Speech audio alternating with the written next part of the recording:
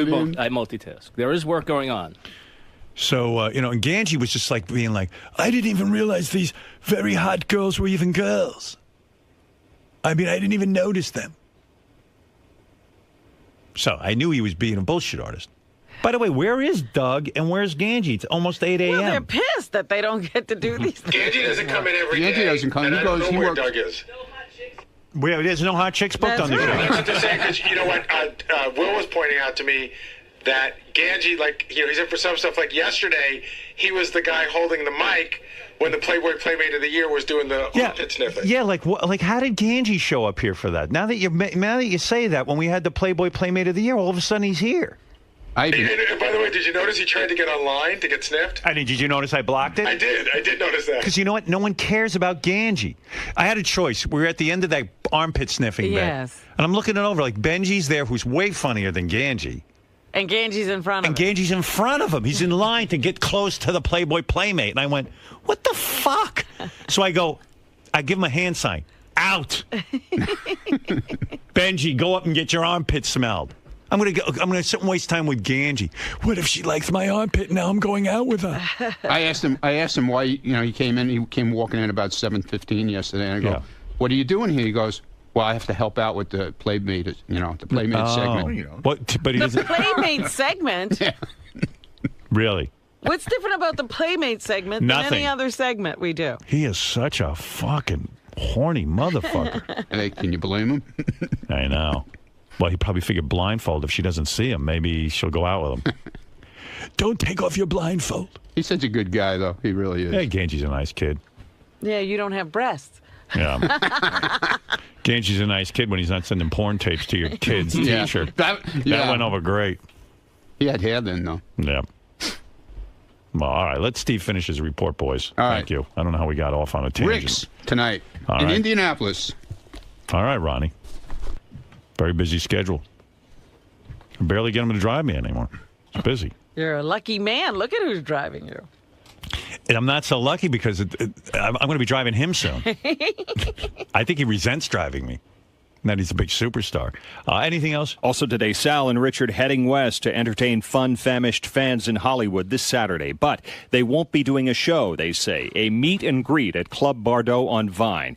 Though you might never know this from looking at the club's website, which doesn't seem to mention the Sal and Richard show this Saturday. Stern News, 877-H100-TIP or email. Howard100news at SiriusXM.com. All right. Thank you. Steve Langford. That last report was very puzzling. Yeah. Yeah. All right, well, Steve will get more details. You're really sort of taking off right now. Okay. You've got an agent or an agency working for you. Okay. You've got six-figure in Twitter followers. You've reached 6 figures in Twitter followers. Okay. You've got possibly 2 shows in development right now. Okay. So far, you're on the right track. As Tim would say, this is a whirlwind. It's a whirlwind. Or whirlwind. Whirlwind. What's this like for you? I'm on a whirlwind tour, man. Are you on a personal high right now? No, like when you leave here, are you like, wow, I can't believe all this stuff is happening to me? Yeah, but I don't believe it's happening until it happens. Okay, so like with the TV things, I don't believe it happens until I'm there doing it. Okay, or I sign some kind of paper saying you're going to do this. So I don't count my chickens before they hatch. You know what I'm saying? Short of actually becoming Howard's personal driver and security and all that, is this the most magical limo ride you've ever been on? Yeah, it's all because of him too. I mean, not that I'm, trying to kiss ass or anything, but it's the truth. I mean, this wouldn't happen if I wasn't here. He made me where made me a star, kind of. Now, with your buddy in the background there, what advice do you have for him? Because he can't seem to find his niche recently. Like, he doesn't know what to do at these gigs. He's feeling a little uncomfortable. First of all, I would stop looking for the Desert Inn, number one, because it doesn't exist. Second of all, hey, you just got to keep plugging at it, man. You got to, get out there on Twitter, man, like I did. Get out there and start putting crazy shit up. Every day. I'm on there every day. I never miss a day I put stuff up. And, even if it's stupid, which most of it is. What would your ideal gig consist of? What would you be doing ideally? What in a perfect world? Turn around, I'll show you. Which doesn't seem to mention the Sal and Richard show. Come on, in all seriousness. I like Greg, the generic cameraman, #1 at my gigs. No, but what would these gigs, what would your role be? Because My role? You don't feel comfortable in some of the things you've done recently. We've been trying to figure that out. I'm a DJ, but in these things, it's not really called for. It doesn't call for a DJ. There's no equipment. I use my fucking phone. Get it? I use a little phone. It's a goof. But they were bitching that it was boring, so I wanted to try and figure out something else that we could do that would be better for the people. I want to make sure the people have a good time. And you, sir, seem like the ambassador of fun. Oh, you've been to my gigs. I had a blast. Yeah, right? Did you not have the best time of your life? Second best, but yes. Oh, okay, sorry. Second best. I mean, yeah, we aim to please. Hey, what's up? Dane Cook, and I'm here on Howard TV to talk about my show at Madison Square Garden. Dane, you're a big fan, right? I am, yes. Yeah, this is your first time on the show. You first nervous? time. You nervous? You excited? What do you expect? Not really nervous. I don't know what to expect because it's Howard, so you never know what to expect. But that's kind of good. That's good. That's where the good stuff is, when you're a little scared. Yeah, a little bit? Actually, no. Not really. All right, so you're going to have a good time today, right? After you've been in front of 20,000 people, everything else is a little bit more relaxing. Dane Cook is out promoting his Dane Cook and Friends tomorrow night at 7 o'clock at the New York Comedy Festival. This guy's on fire. He's the man. It's at the Garden. You're smaller than I thought you were. It's at the Garden tomorrow night. Oh, wow. I mean, Dane Cook, where did you say it was going to be? At the New Comedy York... Cellar? No, at the New York Comedy Festival. Hey, Dane, nice to see you. What's going on, Howard? What's Good to see you. Man? You know, I guess it's kind of legendary in the comedy community that you, of course, built your following on the internet. You successfully figured out how to harness the power of the internet. I did. When you're an unknown comic, when you're a guy just coming up, how do you get your word out that you have this website and people should follow you? I don't even understand how you pulled it off. I was, like most people, masturbating violently 23 hours a day. Right. Violently. Yeah, violently masturbating. Like you were angry at your penis. Right. Angry at my career. Right. Actually. How old were you at this point? When you were really angry at your career, you've been trying comedy, it wasn't going well. Well, this is 20 years, this New Year's Eve, and so I was like 27. Right, and it's getting to the point where you go, like 30 is a weird age to still be doing comedy and not get anywhere. I'm like college act, and I'm getting a little bit too old to, do the same kind of thing. So I just started sending out like links to my skits and stuff like that online, right. And it became like my thing. I'd spend half the day playing video games and the other half just emailing links and trying to figure out who my fans were online. And were people like your parents saying to you, this is a waste of time? Were they at the point where they said, listen, you're sitting at home, living at home with links, you're making links, and because sometimes I see people with links, and you go, boy, asshole, you're making links. Why don't you get out and work? But it worked for you. You got a following. How many people were on your website? Like at one point, it was like when MySpace was at its absolute peak. It was like 2.5 million followers, wow. and then like 1 million hits on my personal website. It was almost scary, to be honest. It was a little bit like, I have to kind of live up to this. Right. It became an obligation. And in fact, what was on the website that was so compelling? You did some skits and you'd post it. I do a lot of ribbon dancing, and so I would do the ribbon techniques, right? And just anything non-comedic. Would you record this yourself with your own video camera? I did. I would do like local sets at down in the Village or the Laugh Factory in L.A. And I would just post anything.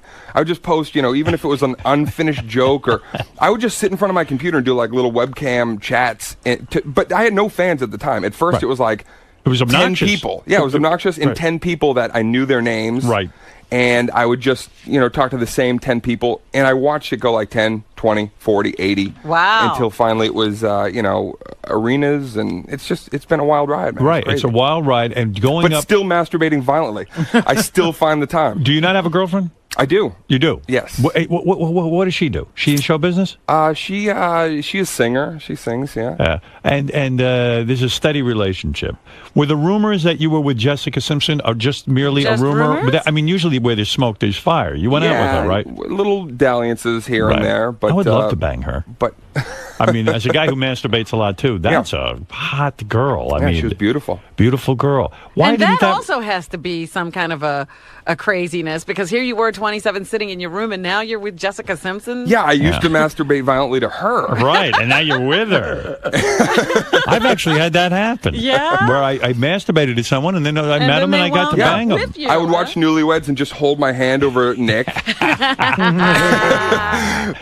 but also, that didn't work out, though. She wasn't a girl that you could stay in a long-term relationship with. No. And plus, I was, not to bum out, but it was like, my mom was really sick. I was making that movie. My mom was got cancer. And so it was like, if I wasn't on set, I was, taking care of my family. So bad timing. Yeah, definitely. Is your mom still alive? No, she passed away. From cancer? From the masturbating violently. It's a really strange thing that... But at least she got to see that you made it. She did. I mean, she saw you in your room making video links and links to your website. Absolutely. And this was not... Your father's still alive? My dad... I lost my mom and dad to cancer within 9 months of each other. Both of them got cancer. Oh. That same year that everything kind of blew up, and everybody was like the white hot spotlight, I was like at home, taking care of my folks. And so it was weird, man. It was a weird time.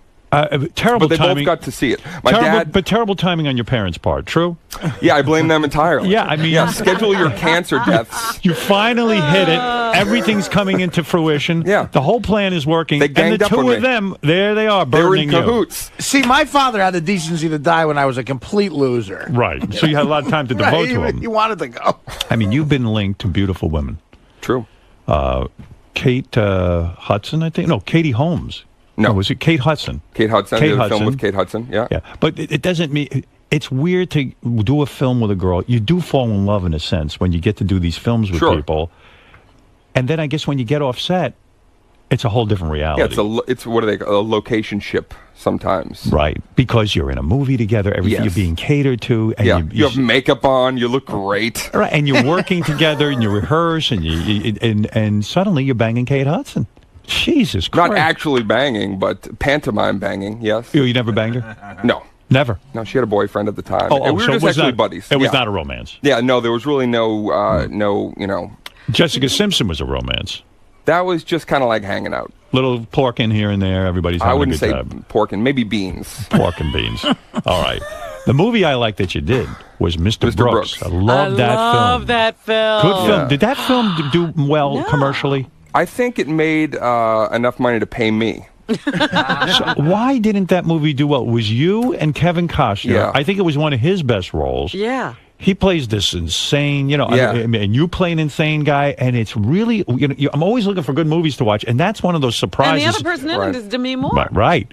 You rent it on DVD, and you go, man, this is a good movie. Why didn't I see this in the theater? Was it poor marketing? What the hell happened? I don't really... Yeah, Did you not video link? It was a low budget. It was definitely a low budget film, and when we made it, it was like, okay, we're going to hope that when this thing, finally hits, that it goes wide. But you do these things and you just don't know. It's not like stand up. I can control that. I can go out. I know what I'm going to present. And your writer, director, sometimes bouncer, Artie will tell you that. You're doing everything. You do a movie, and then when it's done, you're like, I don't even know what's going to happen. Did you ever write a movie? I did, yeah. Did you get to produce it and put it out there? Oh, I did some short film stuff, but nothing. Are you frustrated with the scripts you get in the sense that you're like, well, I'm at the mercy of some screenwriter? I would think you would take the matter into your own hands the way you did your stand-up career. Yeah. No, I did a few, comedies that were, that were decent, but more like highlight good. There's moments in them. Right. But as a whole, that's why I'm writing my own stuff now, and we'll see what happens. Were you popular as a kid in high school? No, absolutely. Were you loserish? Loserish, very introverted, panic attack. I used to have a tree called the throw-up tree on the way to school.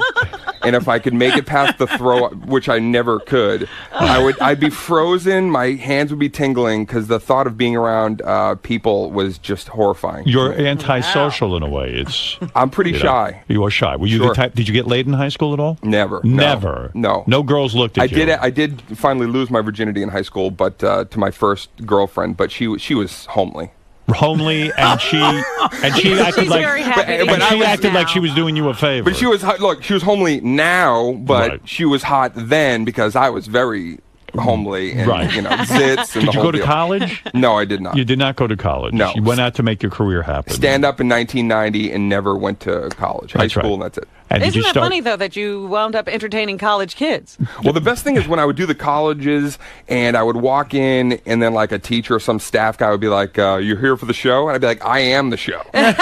Did you start to get laid as you became a stand-up comic? Oh, yeah. And then the girls started to take notice of you? Oh, yeah. Like 22 to 28 was legendary for me. It was really? Just, famous chicks, too? Just kind of, famous no, and not really non-famous, at the time. But really like hot. C-listers at the time. Yeah, but hot chicks who wanted to be famous. Yeah, like Soleil Moon Frye's assistant. Right. That type. Not that you had Soleil Moon Frye's assistant, but that type. Right.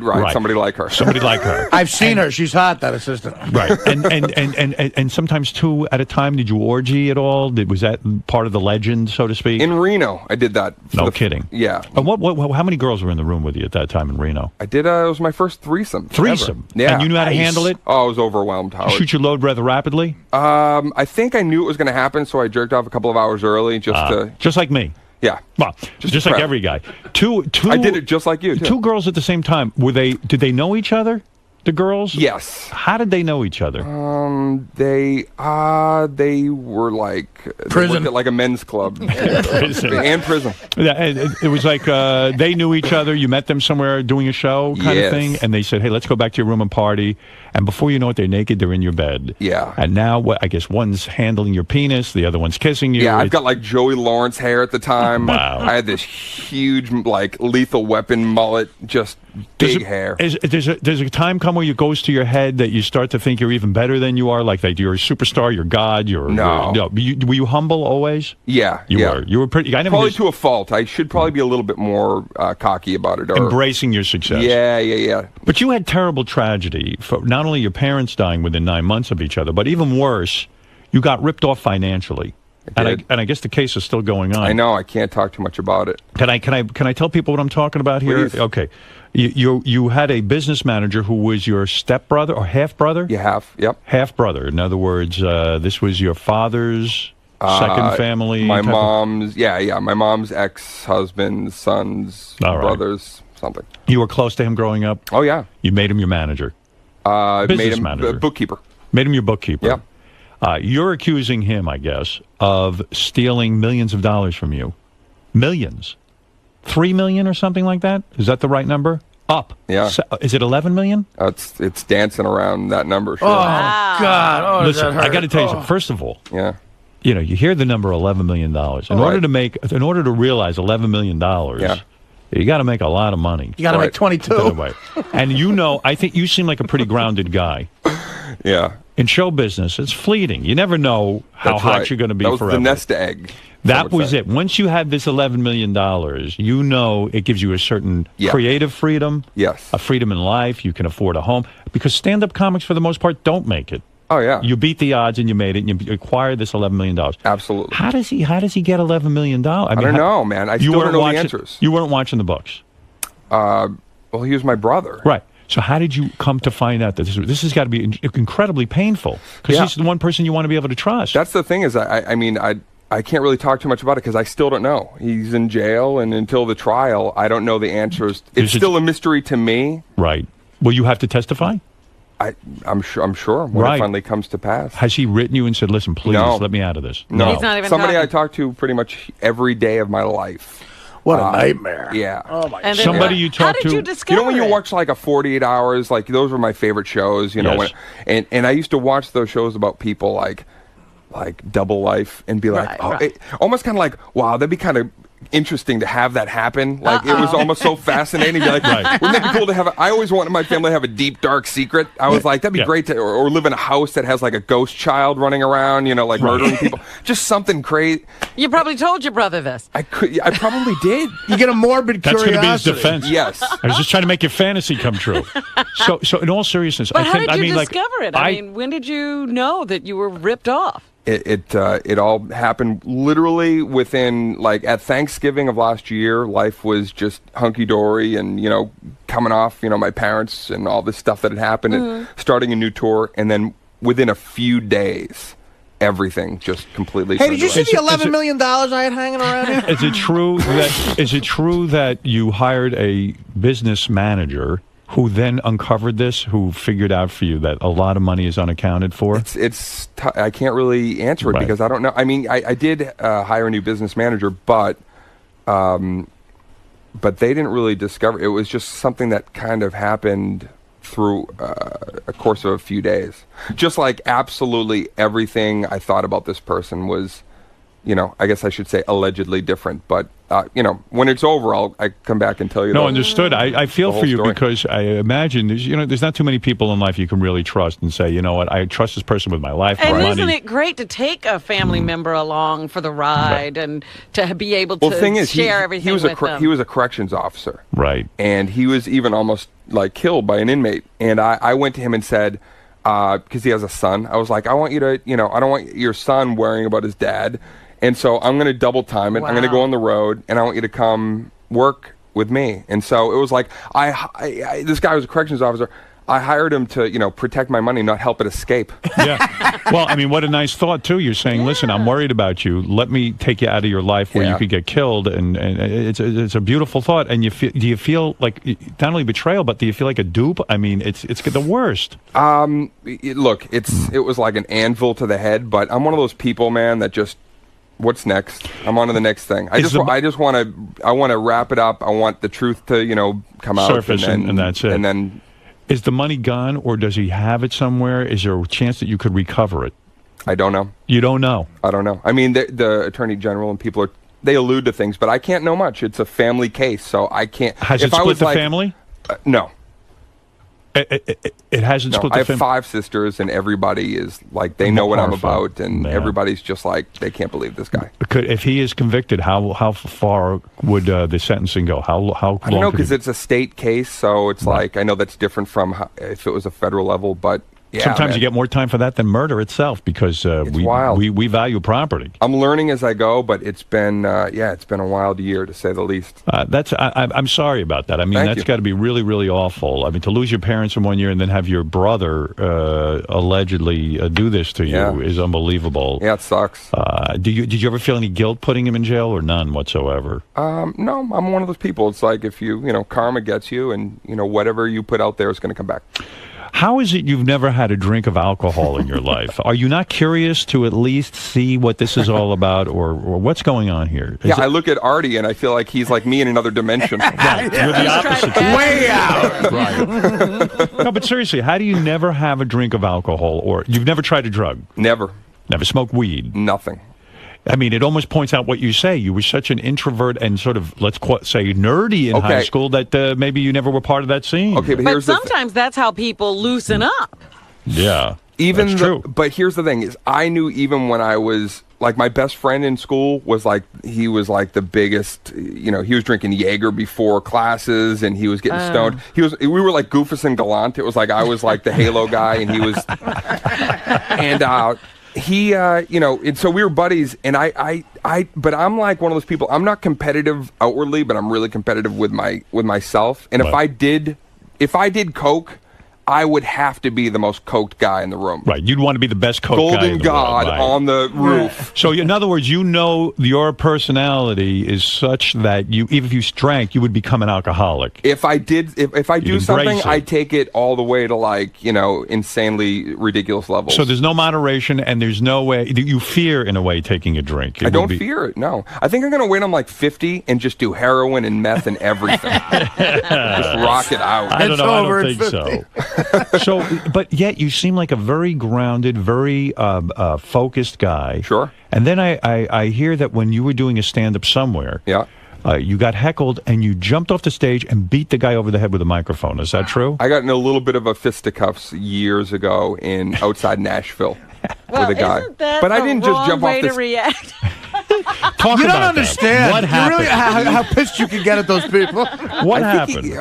Like you do a lot of gigs and like crappy Chinese food restaurants that they turn into comedy clubs when you're coming up. And it's got to be depressing. The guy threw like a Buddha mug at me, or something. Something came out of nowhere, and then he threw something. He threw something at me. It might have been like a spare rib, or I don't know what it was, but I saw some debris come through the spotlight there, and then I said something about his girl. I went like right after his girlfriend because she was just yammering and fucking obnoxious. So. is the nightmare couple. Yeah, and then I was like, okay, I'm gonna kick your ass in front of everybody, and the rest of the crowd got like Thunderdome. They were like, we want to see it. Yeah. Do it, kick his ass. And like, so they were egging me on, and that old thing, like one time I was in high school, I didn't like to fight. I was so scared, and these bullies forced me to fight another kid who was also a pussy. Two pussies fighting each other in the schoolyard. We're literally both like hitting and being like, "Are you all right?" You know, like we're crying and like, God, such a gladiator. Are you all right? Like the it was like Sean Penn and Bad Boys. You know, like feeding the Romans to the. Yeah, well, go ahead. So I ended up getting in like this, this physical confrontation with an audience member, and wow. And did you kick his ass? No, he kind of kicked my ass. Yeah, how hard? But I did get a good shot in with the mic, and it did that nice feedback sound. But you were brave. I did. I had to, stand up for myself because it was, you can't have a spare rib thrown at you during a show and not. Now get back to this financial thing for one more question, because I forgot to. Do you now have money, or are you bankrupt? No, I have money. You have money? Yeah. I mean, I continued to tour even beginning, before that happened, and then throughout. So it's.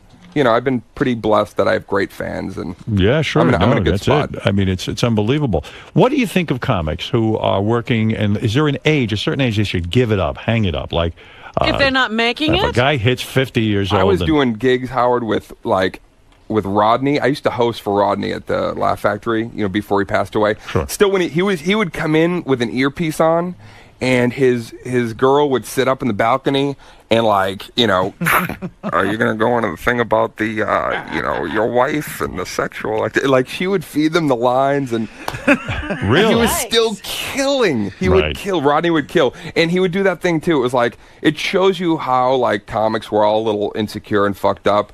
He would come in, I would host, and he would always do this thing, Rodney, where I would have to say, ladies and gentlemen, we have a legend here, Rodney Dangerfield, and Rodney would stand up, and he would do this, and I would say, Rodney, would you come up for a minute? Would you come up? And so it was all planned. Yeah, he had to have this. And he'd say, no, and I would have to say to the crowd, do you guys want to see Rodney?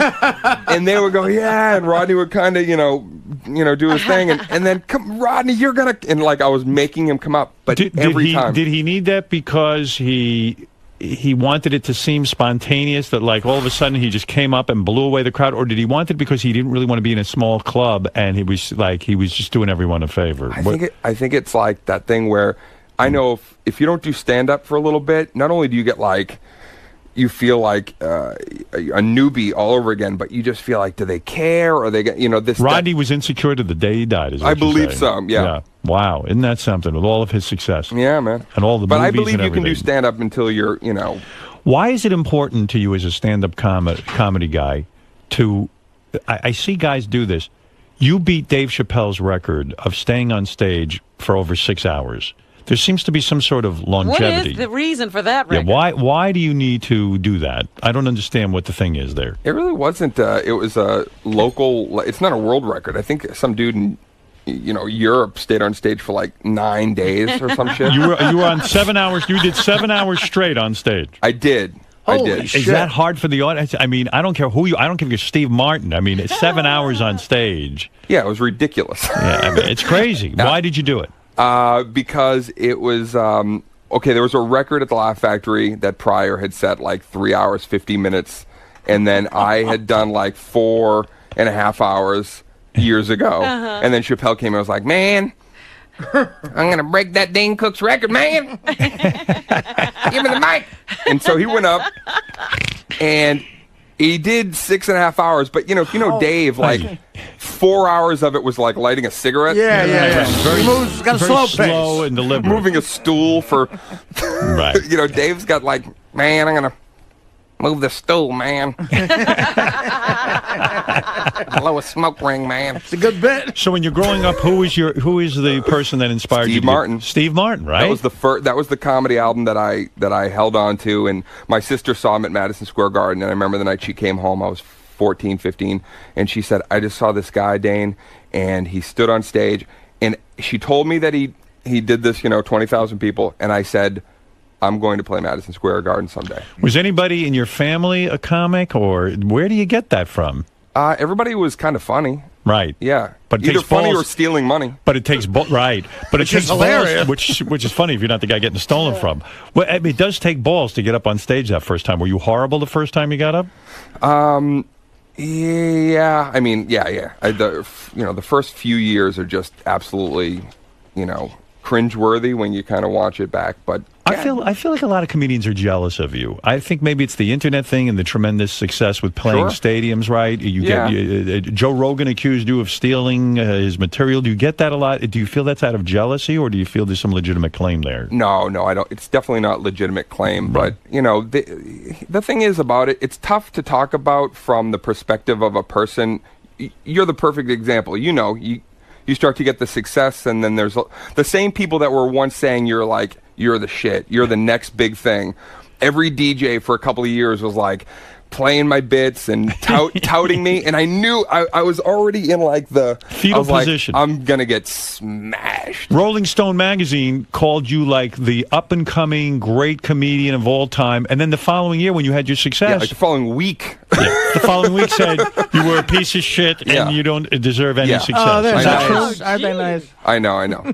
But I know that feeling because that's a turnaround. I've been on the cover of Rolling Stone twice. The cover of Rolling Stone was a big deal to me. Of course. And then I remember when we started on satellite, after our first show, the guy wrote a review and said that we were the worst thing ever. We were great until then, and then we got on satellite, we were terrible. And it upset me, right? Yeah, I mean, look, when you're I love comics. I respect comedy, the art of comedy. It's all I ever wanted to do since I was a kid. So when people that you respect especially are the ones kind of slinging at you, it's confusing, right? If anything else. But I never really responded to it because it's just superfluous, and you're not a thief a little bit. You're a thief entirely, or you're not. And if you look at everything I've done, you can clearly see that these are my ideas, and I don't know.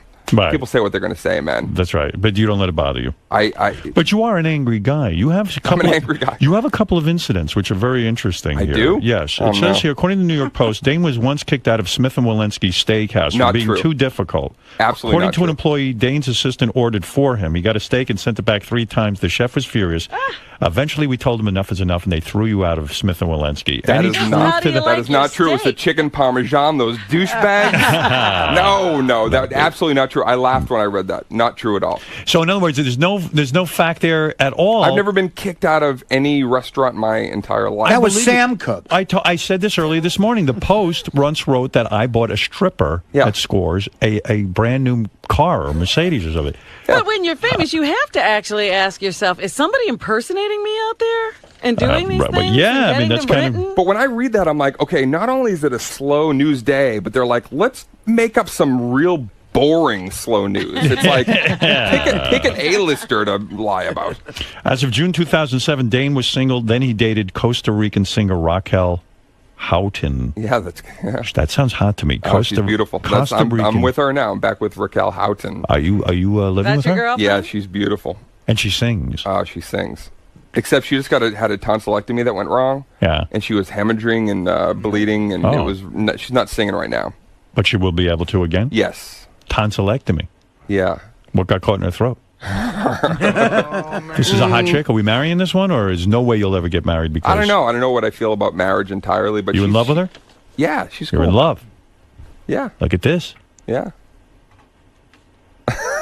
That must be awfully good what you're getting over there. I don't masturbate violently anymore. I got to see a picture of this chick. I masturbate lovingly. Young chick? How old are we talking about? 17. 17, no. Nice. From Costa Rica. Those are impressionable girls. Oh, she's beautiful. Rica. Yeah. Very, very nice. You met the family? Oh, yeah. Hey, this is the greatest. 2008. Jessica Alba, I guess you worked with her on a movie. I did. Hot chick, right? Mm-hmm. No interest in her? Oh, yeah. But she had a boyfriend. She had a boyfriend. Yeah. No chance for romance. No. She says, and this is what I would do on a film. She says that you purposely did a lot of extra love scenes and nude scenes with girls in order to, mess around with the girls. Oh, my goodness. Purposely did nude scenes. Jessica accused you. I purposely wrote nude scenes. Just accused undressed. you and other cast members of tricking female extras into shooting unnecessary sex scenes for their own enjoyment on the set of Good Luck Chuck. Yeah, this sounds legitimate. Now, why would she say? Did you get along with her when you made the movie? Oh yeah, she's cool people. Did you ever call her up and say, "Why are you saying this about me?" I did. So what did she say? She said she wrote me an email back saying, things are misconstrued and the entire thing wasn't quoted, and I'm like, what was the beginning or ending of that quote? Hey, watch me be ironic. Hey, I'm about to go into Bizarro world for a minute. Let's. I mean, if you were going to do that, do the scenes with her. You know what I mean? Yeah, no, I don't know anything about what. I mean, because that seems kind of, seems kind of sleazy, and it's a really damaging accusation. I think. Yeah, it really is. Yeah, who would do that? It continues to show up in print every time you want to do an interview. Right.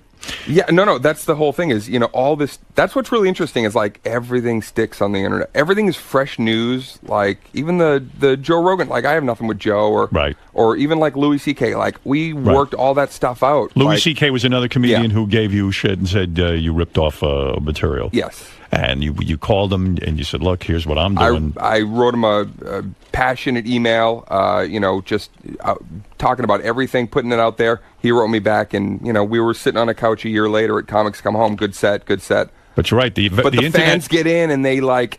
The internet, the very thing that helped your career, can also hurt it. Yeah, yeah, absolutely. What do you mean that... the Jessica Alba thing, I don't think I would have let her off the hook for that. Because that's not cool. That I don't like. Really creepy. Yeah. What do you think? I mean, how can you take that in stride? Because if somebody said that about me, I'd be really hurt. I really would. I know, but Howard, if you kept everything that everybody said about you on your mind, you would. But wait a second. Here's a woman you worked with. Yeah. I mean, you develop a certain respect for each other, I assume. But she said 10 other really wonderful things, or during junkets, she said amazing things too. So I don't know. Maybe she was having a bad period. I don't know. But to say, hey, Dane was doing unnecessary sex scenes, it was pornography. Well, I did. I like I said, I reached out and I said I thought that was uncalled for, and why would you? I think she should issue a retraction. What do you think of that? Well, she did to me. Yeah, great. This I like about you. You say that you have incredible phone sex skills. What are you talking about here? Because I'm bad at this phone sex. Yeah. You're saying because you're on the road with your comedy all the time. Sure. Not Jessica Alba, the Costa Rican. She's away from you, I guess. Yeah. She doesn't travel with you all the time. Right. You call her up and you begin this phone sex. Oh, sure, yeah. And you're able to beat off with her saying dirty things How to do you. you initiate? I think that's so hot. What's the matter? Let me see a picture. Here's a picture of your girlfriend I've never seen. And then you can start. Oh, Jesus Christ. Yeah. Look at this. From not getting laid in high school. Wait, Arnie, Robin. I think I might have seen a picture of her somewhere. But let me see if it's the same one. This might be one of the hottest chicks on the planet. Look at that. Yeah. And those are real boobs, right? Yes. Look at this. And look at this. Wow. For now. Robin. What? You'll go get her. She's hot. She's lovely. The only thing bad about this picture is the only thing bad about this picture is the Red Sox hat. That's it. Yeah. Let me see that. Red Sox hat. No, that's a looker. You can't see that, huh, Robin? No, I can't. Boy, I like her. I look forward to ruining this relationship. Will you ruin it? No. But maybe for the bits. Hey, I've done that. Everything's for the material. And you have phone sex with her? Yeah. Is she good at it? Yeah, she's good at it, but I think I'm better. Well, what do you do? What do you say? Do you ever feel ridiculous having phone sex? I want to hear. I get self-conscious. Pretend you're talking to Robin on the phone. What do you mean? You get nude in the bed in the hotel? You know what it is? It's just, first of all, I have a very wide vernacular, so I know a lot of interesting words. You watch a lot of porn. Know a lot of the slang, the jargon. I'm a bit of a verbologist. Yes, but with girls, you got to be careful. Like, you can't say the word cunt. You can't creep them out, right? yeah. You can. You can? If you say it lovingly, like, oh, baby, you're a cunt. Yeah? That's the move? But you gotta... I wouldn't even try that. Let me try I think he's going to get you into trouble. Let me try that. Oh, baby, you can't. No. No good? What was the difference? I don't know. You sound like you just sat on something. I love you, pussy. No, I mean, you got to be really careful because, like, I know my wife, she gets... Girls love confidence. So if you're confident even in your phone sex, that's why it's like, you can be a comedian and be butt ugly and get laid, because if you have the confidence to make a room full of people laugh, women respond to that. How do you get into it? Do you just say, what are you wearing? Cunt. No, I go. What are you wearing? Do you open with cunt? What do you open with? If you don't mind. Song. No, okay. No, but what do you say? Hey, how was your day? Blah blah blah, and then you go, oh baby, this girl's very very good looking. I can see why you want to engage her.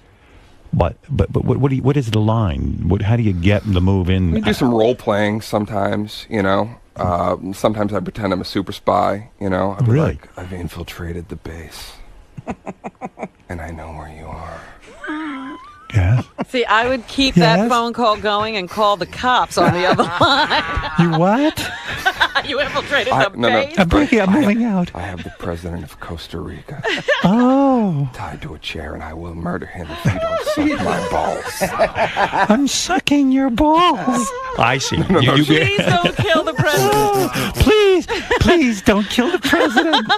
The president of Costa Rica is changing the whole world. See, when I role play with a hot chick, Wait, there's a woman on the phone that wants to have phone sex with you. let's see the skills. Hi, honey. Hi. That's a dude. How are you? That's a guy. Talk to her and give her some respect. Go ahead. Guy. That's Gary or something with some voice modulator on. Go ahead. Talk to Dane. I'd like to help you come. You're 75 years old. You sound so youthful. Oh, my. I'm ready to fuck. Oh, my God. Can't get into it? I want to tickle your prostate. Oh, she sounds like a Haitian lady I used to work with at the nursing home.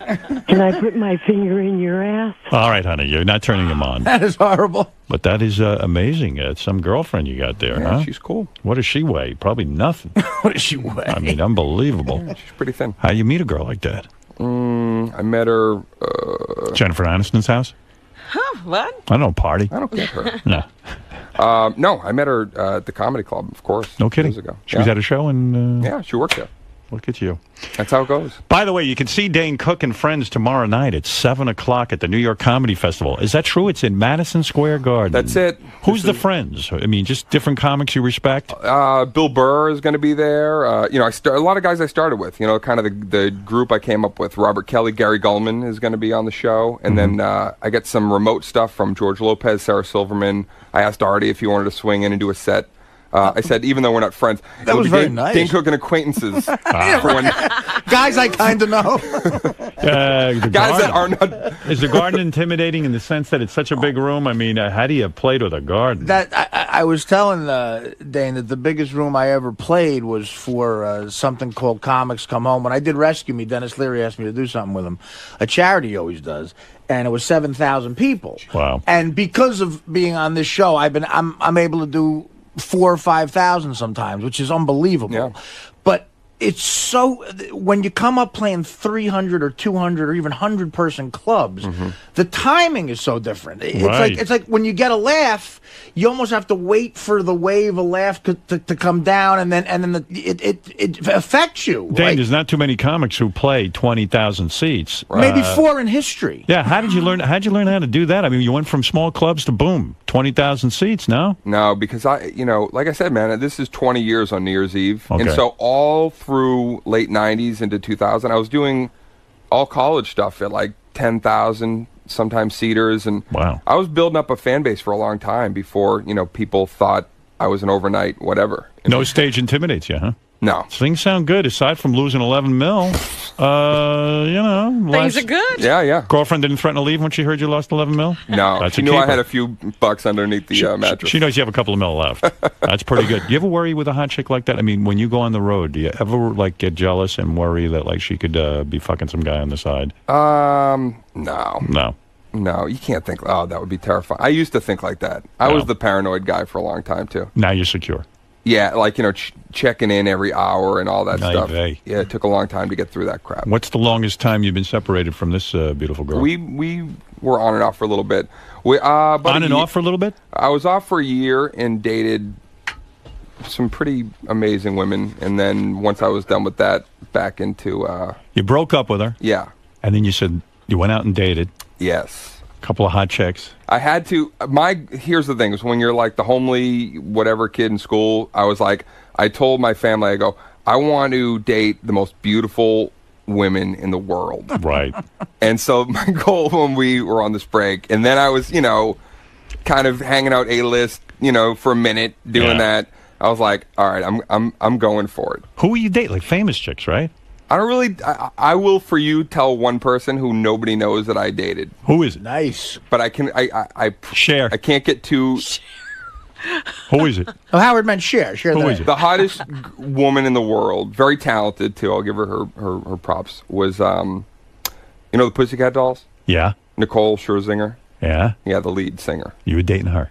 Yeah. She's Nobody knew for about 7 or 8 months. And that's a hot chick. Yeah. Yeah. Well, what happens there where you break What up? doesn't? What? No, I'm saying. What? I mean, why break up if it's that good? Sexually was good? Well, because at the same time, you know, it's like, you know, Hollywood and people that are like, I don't want to date me. Right. You know? And she was just really very driven, and you can't be with that for a long time. It's hard. You don't want to be on a break. You don't want to be on a break and have to be like, I just want to fucking come home and sit, you know, play some video games and have your girl be like, oh, I'm in Morocco. Right. You want to be with her. You gotta come see me. I'm in Nice, France. Right. Hop on the... It's like, I'm a homebody. When I'm not doing shows, I just want to relax. And this girl, she's with you. But that was it. It was like, okay, she's cool.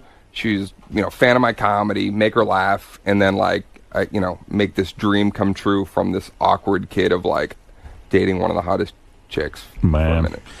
Sounds good to me. Yeah. But everybody's happy now. Wait, somebody else is on the phone wants to have phone sex. with No. you. Maybe this will work out better. Let's No, try. Howard. Go ahead, honey. Hello. Okay, what do you want to say to Dane? I love a hot load on my face. Wow. Well, who doesn't? Ultimately. Right Join into the it. club, pal. You love a hot load on your... With his dick in my mouth. I'm Dick sorry, in mouth. what was that? I once sucked a black cock. Oh, it right. was so big, I puked all over his balls. You sound very pensive. I don't think you... Got it, Hot Buns. Buns. You don't want to... Talking. I'm getting ready to come. All right, Oh easy my God, does it. is that the computer voice from War Games? That is unbelievable. Do you want to play a game Jim, of chess? Jim, go ahead. What do you want to say? Hey now. Hey, now. Hey Dane, big fan, man. I even let my kids listen to you. ages 16 to 9, man. I don't care. You're just friggin' hilarious, even though Artie doesn't think so. Oh, Artie, you don't think I'm funny? I never said that. Go ahead, Jim. I'm only kidding. Hey, Howard, did you ever see Dane's movie, My Best Friend's Girl? Yes, with Kate Hudson. Fucking hilarious. So But she admitted though that Dane, that you guys hooked up. she admits that the two of you had sex. This is a first. Why would I? He's embarrassed to have banged her, obviously. No, unless I had cheated and I was trying to hide something. But no, man, I didn't. We did not have a dalliance. He would be the first to admit it, I'm sure. She had a boyfriend. Well, she was with Dax Shepard. Let me tell you something. Sounds like a good life.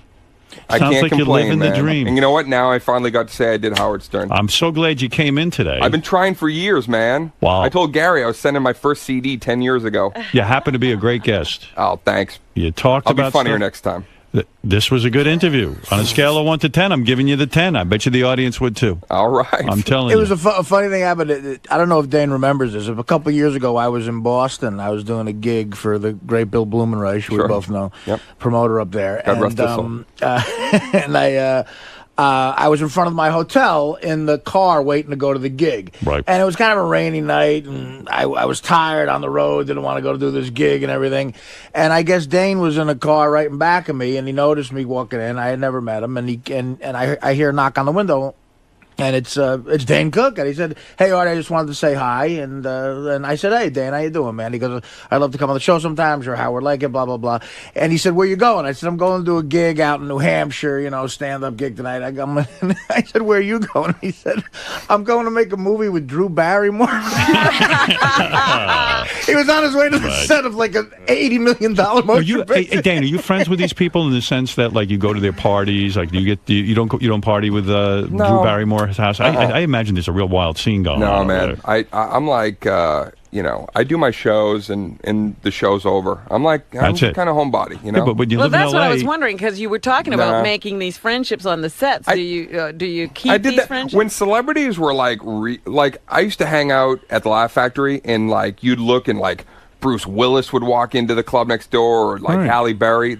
I did that, But then, but you don't get to go to change, and you're Spencer. You don't hang out with Spencer and fucking reality. I don't mean that, but you don't get to go to Angelina Jolie's Christmas party at Brad's house. I get invited to a lot of stuff, but I'm selective. I don't. I've never been invited to Angelina Jolie's. You don't go to David Arquette's house every Sunday in Malibu for the big party. You're not playing basketball with them. You don't play at Gary Shanley's house. Oh yeah, the big badminton tournament. What's going on? Gary Shanley has a badminton tournament going up. All right, listen, it's good to see you still have your head on straight. Thanks, man. I haven't gotten carried away. Where are you off to next to promote? I understand you got a very busy schedule. Yeah. The tour rages on. It goes all the way through to, when I hit, like I said, 20 years, it'll be my hometown of Boston on New Year's Eve at the Boston Garden. And today you're doing a bunch of promotions as well, right? You're doing a bunch of interviews. Yeah. Where are you going to next? That's what I want to know. Alexa Chung, baby. Alexa Chung. She seems to be on the rise. Oh, yeah? You're going to talk to her? Yeah, she's apparently a model who has a talk show. No kidding. Is that But right? everybody, it's the hot thing. Will you seduce her? Will I seduce her? Yes. If she wants me to do the phone sex, then I... It was good to have you here. Thanks, man. Yeah, really enjoyed meeting you. Hello. Dan, how'd it go, man? It was very good, man. I had a good time in there. Finally busted my Howard cherry. I've been trying to get on here for 10 years. Yeah, he said he wished you would have came on earlier, and he said you were a good guest. How does that feel coming from Howard? Very good, man. This is the guy who meets everybody. Howard knows everybody. So getting the thumbs up is I'm going to have a good day today. And what do you think about that phone sex? 2 callers. Probably one of the most embarrassing things. I'm sure if I ever hear it on playback, I will cringe. Yeah, but you say you're so good at it, though. I am pretty good at it, but I got to be more in the moment, and there has to be a girl. I'm looking at Howard, and I'm trying to reenact phone sexual The first moments. one was a girl. I don't know about that. That was an old girl. She's dead, but she was a girl. So you had a good time today, man? I did, man. It was fun. I look forward to. They asked me to come back, and hopefully, maybe I'll be a friend of the show. That would be kind of cool. Nice, man. Yeah, put me on the speed dial, and I'll call in or come in and hang. Cool. All right, thanks. All right, you got it. Later. Aloha, Stern fans, and welcome to the Bonus Show, a weekly update of all the great behind-the-scenes moments you can't see anywhere else. I'm John Hine. And I'm Rachel Fine, coming to you with a very special edition of the Bonus Show from Hawaii. Wow, that is a pretty strong breeze coming off the ocean today. Rachel, you know what? You look really tan. Have you been laying out on the beach? Thank you for noticing, John. Yes, I have. You look... We're shooting the show from the remote island of Kauai in Hawaii, one of the most amazing locations in the world. I don't know. I've been to parts of the Jersey Shore that were just as nice, and there were rides. Here's a pissed off Ronnie Munn. The bag, bitch. What are you Get the taking? hell out of here. What's in the bag? Stupid ass. What are you doing, Rod? What are you taking? Don't worry about it. Don't worry about it. What is that? Don't touch the camera. Don't touch the camera. Dirty. Taking cookies home? Yeah. Black and whites? Yeah, right. Or rainbow? Yeah. Fuck the cookies. Or the crawlers? Fuck everything in here, okay? What'd you grab? What'd you take, dude? Don't worry about what I grabbed. Arugula? Don't worry about what I grabbed, okay? I don't tell you what to grab. No, you don't have to. All right? It's in that bag right there. What is that? Get out of here! Rachel, would you like to go snorkeling over there? Snorkeling, yes. With you, no. Come on, why not? Seriously. Okay. One of Will Murray's biggest pet peeves, and he has many, is when he books people on the show under false pretenses. In this case, a listener named Neil was booked to play Stump the Buoy, and part of the deal was his hot girlfriend would strip naked if he lost. The day of the appearance, Neil showed up with a different girl who'd already gotten naked on the show before, and Will did not take kindly to this. Check it out. It's not the same girl in the pictures. And this girl that's here has already gotten naked for other games. Winfred's money. But it's not the same girl that he sent me pictures of. But It's not the same money. girl that he sent me pictures of. Does she It's like people hook up with her. Does she like advertise like I'll get naked for you on the Howard Stern show? So why do you throw them out? Yeah. Well, we have to get the money away. If anything, we should. We have to do the promotion. If anything, we should do it on the air. You know what I mean? Like, Yeah, but once they get in here, we're going to want to do it because. Does it go hot at least? No. You've been on the show a few times before, right? I was here before. Yeah. For what? You Stump the Buoy. I was up here. It was Winfred's money. Yeah, she was up here for the contest before too. Oh, for the camera? Yeah. So you've already done this before? No, Yeah. she didn't. That's what she just said. She's been on the show before. Win Fred's money. Same She's thing. Fred's money. Yeah, same. What's up? Yeah, I just heard how we're talking about it. When I called last week, that's where I left a message. The girl that I had a back, she's my backup. My girl backed out. You didn't tell me that. I left a message when I called last week with the guys. You didn't tell me. No, hold on. First of all, You could have told me that yesterday, too, when we talked. She was on. You can explain it to Howard. You can explain it to Howard. Neil, you can explain it to Howard. I don't like the bullshit when people try and pull fast ones. Dude, it's a fast one. It's clearly a fast one. Dude. You could have told me 7 times about this. You can talk to Howard and see how it works out. Oh, shit. That bitch left her guitar here? This fucking thing? You think you're a good musician? You fucking cunt! As we all know, Howard's a really funny guy, but he does get some help when it comes to dreaming up the comedy bits on the show. We thought it would be cool to take you inside our weekly creative meeting so you can see the Stern Show geniuses coming up with brilliant material. Anything else, Jason? Nope. All right, you? First off, Jason's head has some of the worst whitehead zits. Again? I've been staring at the whole meeting. Oh, for Christ's sake. Whiteheads. They're so broken out. He popped one of them. Look, it's bleeding. That's grody. You gotta start wearing. Don't touch me. You're disgusting. Start wearing a yarmulke. When's the last time you showered? Richard. This morning, believe it or I want you to not. pop it for me. Should I pop it? Jason. No. You want me to pop Go it? to the archive footage. Enough. Dan can pop it then. Don't want Dan anywhere near me. Does Clearasil make a shampoo? Yeah, smells great. You should try it. Okay.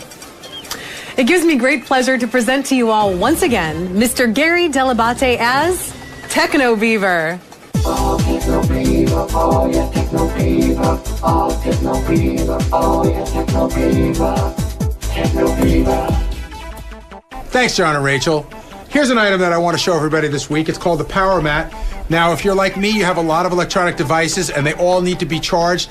Cell phones, iPods, Blackberries, iPhones, all that stuff, and the chargers are all over the place. This allows you to charge everything on one unit. It's called the Power Mat, and the way it works is you plug in the base unit here, and on this piece right here, this is my Blackberry, and if you can see on the back, there's a special door that goes on the battery that's got the Power Mat sort of charging thing on it. What I do is I take it, and I put it on the pad, and you can hear it make a sound. Take it off, put it on. Take it off, put it on. When it's on, the white light lights up in the front, and I know that it's charging. It also works for, say, my iPod. You can take my iPod or iPhone and put that, and then you just drop it right down there. And then for things that it doesn't have a battery door for, I wish I could show you better. My paws keep getting in the way. That's my cell phone. So this is an actual sort of charging unit right here. Plugs right in there. They've got all sorts of adapters. Put it right down. So right now, I am charging all of my stuff. I'm charging my my iPod, my Blackberry, and also, if I want to travel, they've got this great travel piece right here. Same thing, except you take it out, folds up, but it's just like the same base unit. You can take it on the road with you and charge all your stuff very easily. And the rumor has it that coming in their next generation this spring, this right here will be a regular door, and the technology that charges it will be built into the battery itself. All in all, I find this very easy to use, and I highly recommend it. Back to you guys.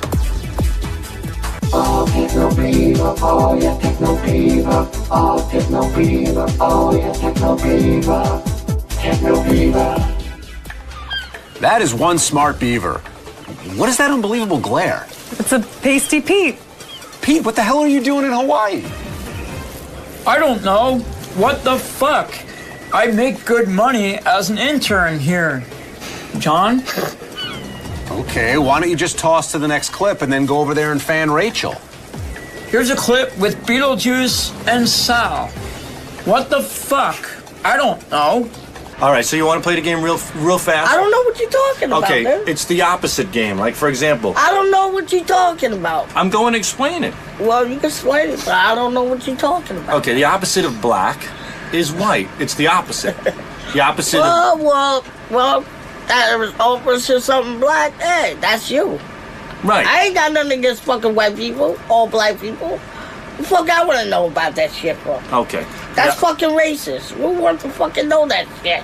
You know, you got a good game. Let's play, you know what? Let's play the racist game. I'll give you a nationality, and you give me the racist term. Like, what do you call a Jew? What's the racist word for a Jew? Well, everybody is a fucking Jew, you fuck. Back off a bit, Pete.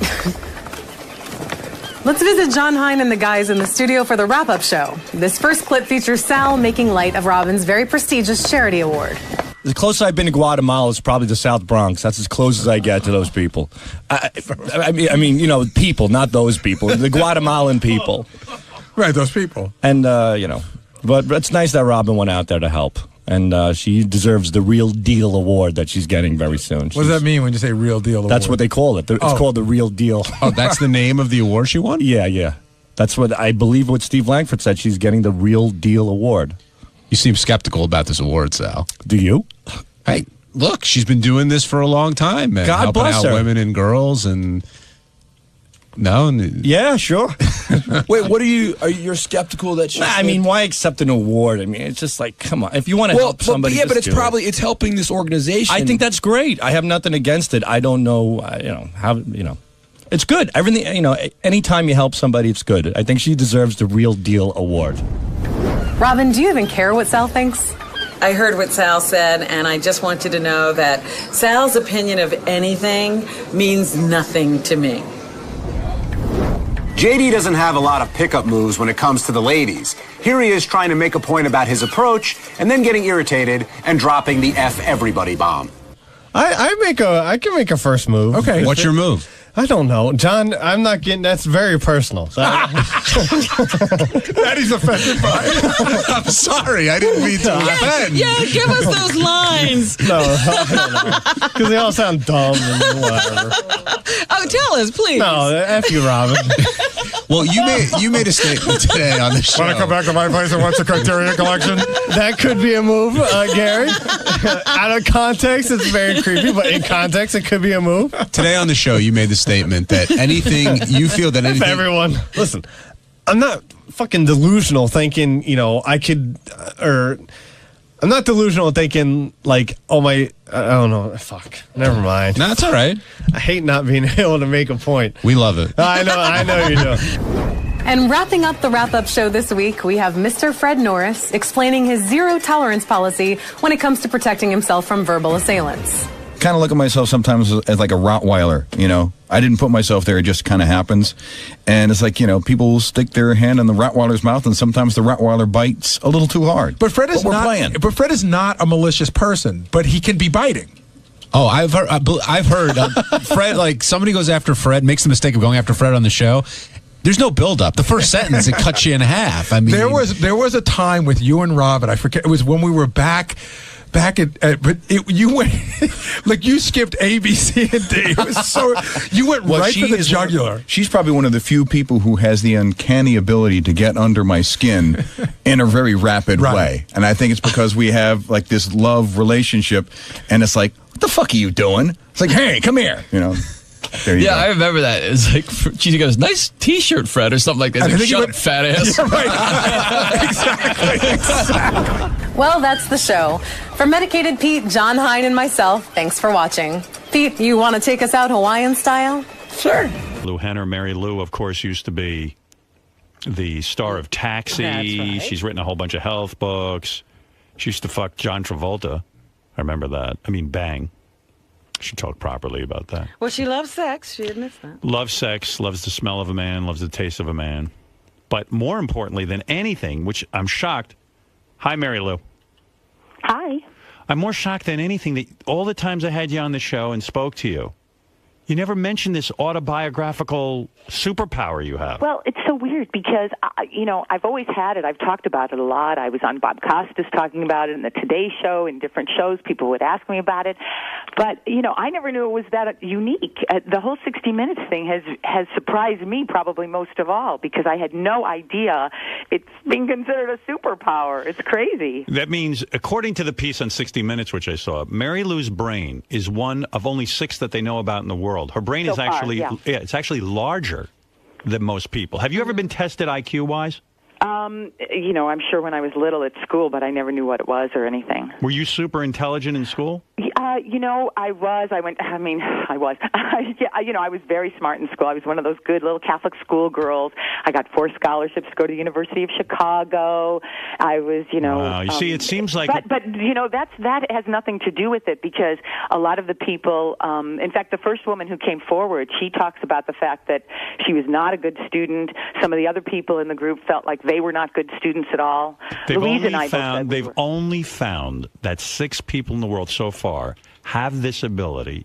And by the way, Mary Lou has procreated. She has children, which is good because I want this genetic... Well, do the children have it? You know, it's my younger one. I have 2 boys, 15 and 16 years old, and they both are super intelligent. My son, who's 16, is graduating, and he already got into Columbia University next year. But do they have that ability? Well, my younger one does. He doesn't want to own it yet, but he's got the greatest memory I've ever seen on anyone else. But does he have autobiographical memory? He can tell you, he doesn't have as, you know, he can't say, oh, a certain day was a Monday or Tuesday and things like that. But I know that if he really wanted to, he could. But he remembers every detail. No, Mom, that was 3 weeks ago, and, you know, stuff like that. For those of you who didn't see this piece on 60 Minutes, and Mary Lou's referring to the fact that her son is still developing his superpowers.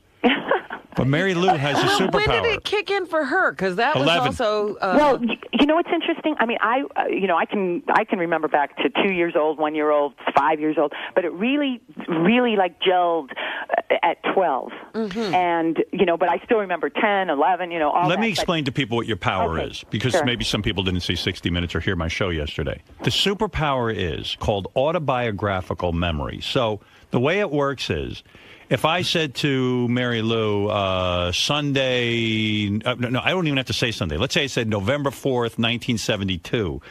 She could tell November 4th, 1972 was a Saturday. And you could tell me what the weather was that day. Well, in Chicago.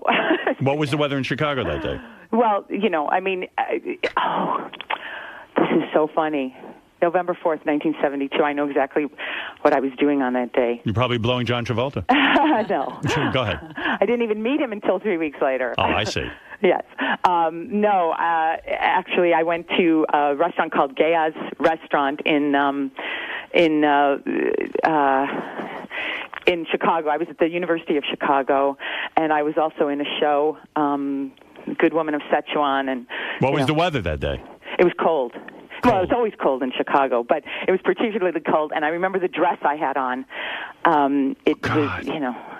They say that it might sort of be like OCD, this amazing ability. You know, it's weird. It lies in the same place in the brain, but I mean, I might like an organized closet, but believe me, 1 in 6 of us had to be organized, so I came from a big, messy family. I don't have, like, phobias, or I don't have a germ thing, or I don't obsess on things. And How deep does the power go? In other words, would you know what your waiter looked like that day at the restaurant? Oh, definitely. Oh, no, I totally know what I looked like. Oh, you know what's so funny is that I can tell you, like, what I weighed, who I was dating all the time, what I was wearing, what I was doing.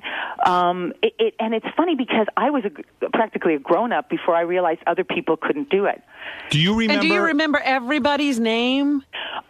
Names, you know, it's like I remember, it's very experiential. You know what I'm saying? It's like right. I'm in my body when I think back to it. I see myself at a party that night. I see myself at this restaurant that night, you know, and I feel like I'm walking through the crowd or I'm talking to somebody.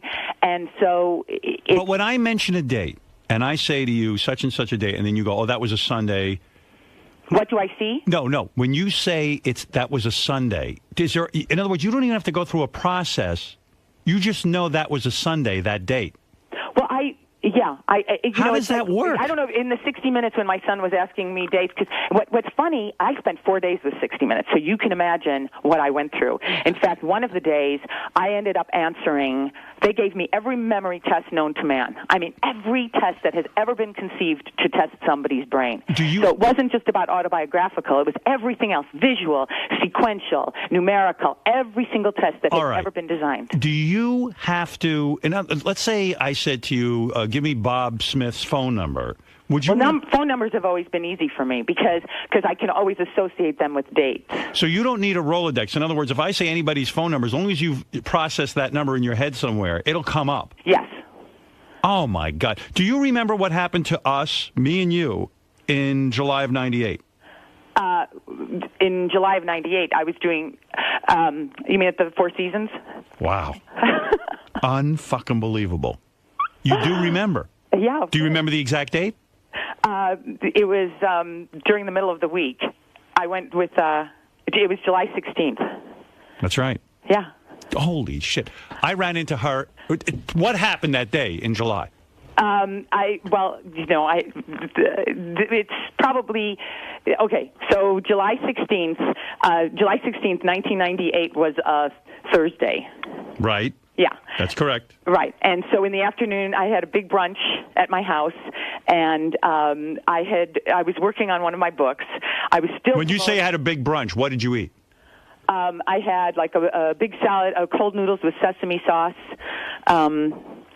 Did you make a big duty that day? Oh my God! Do you remember even that? I'm a healthy girl. I know that you're healthy now, Robin, too. I am. Difference. Do you remember the day that you had your biggest duty? Do you? I'm not going to get into the duty talk. Wait a second. Do you remember the day you had your biggest duty? The biggest in my life? Yeah. As a healthy person? Yes. Oh, it's every day. It's every day. Floaters, not sinkers.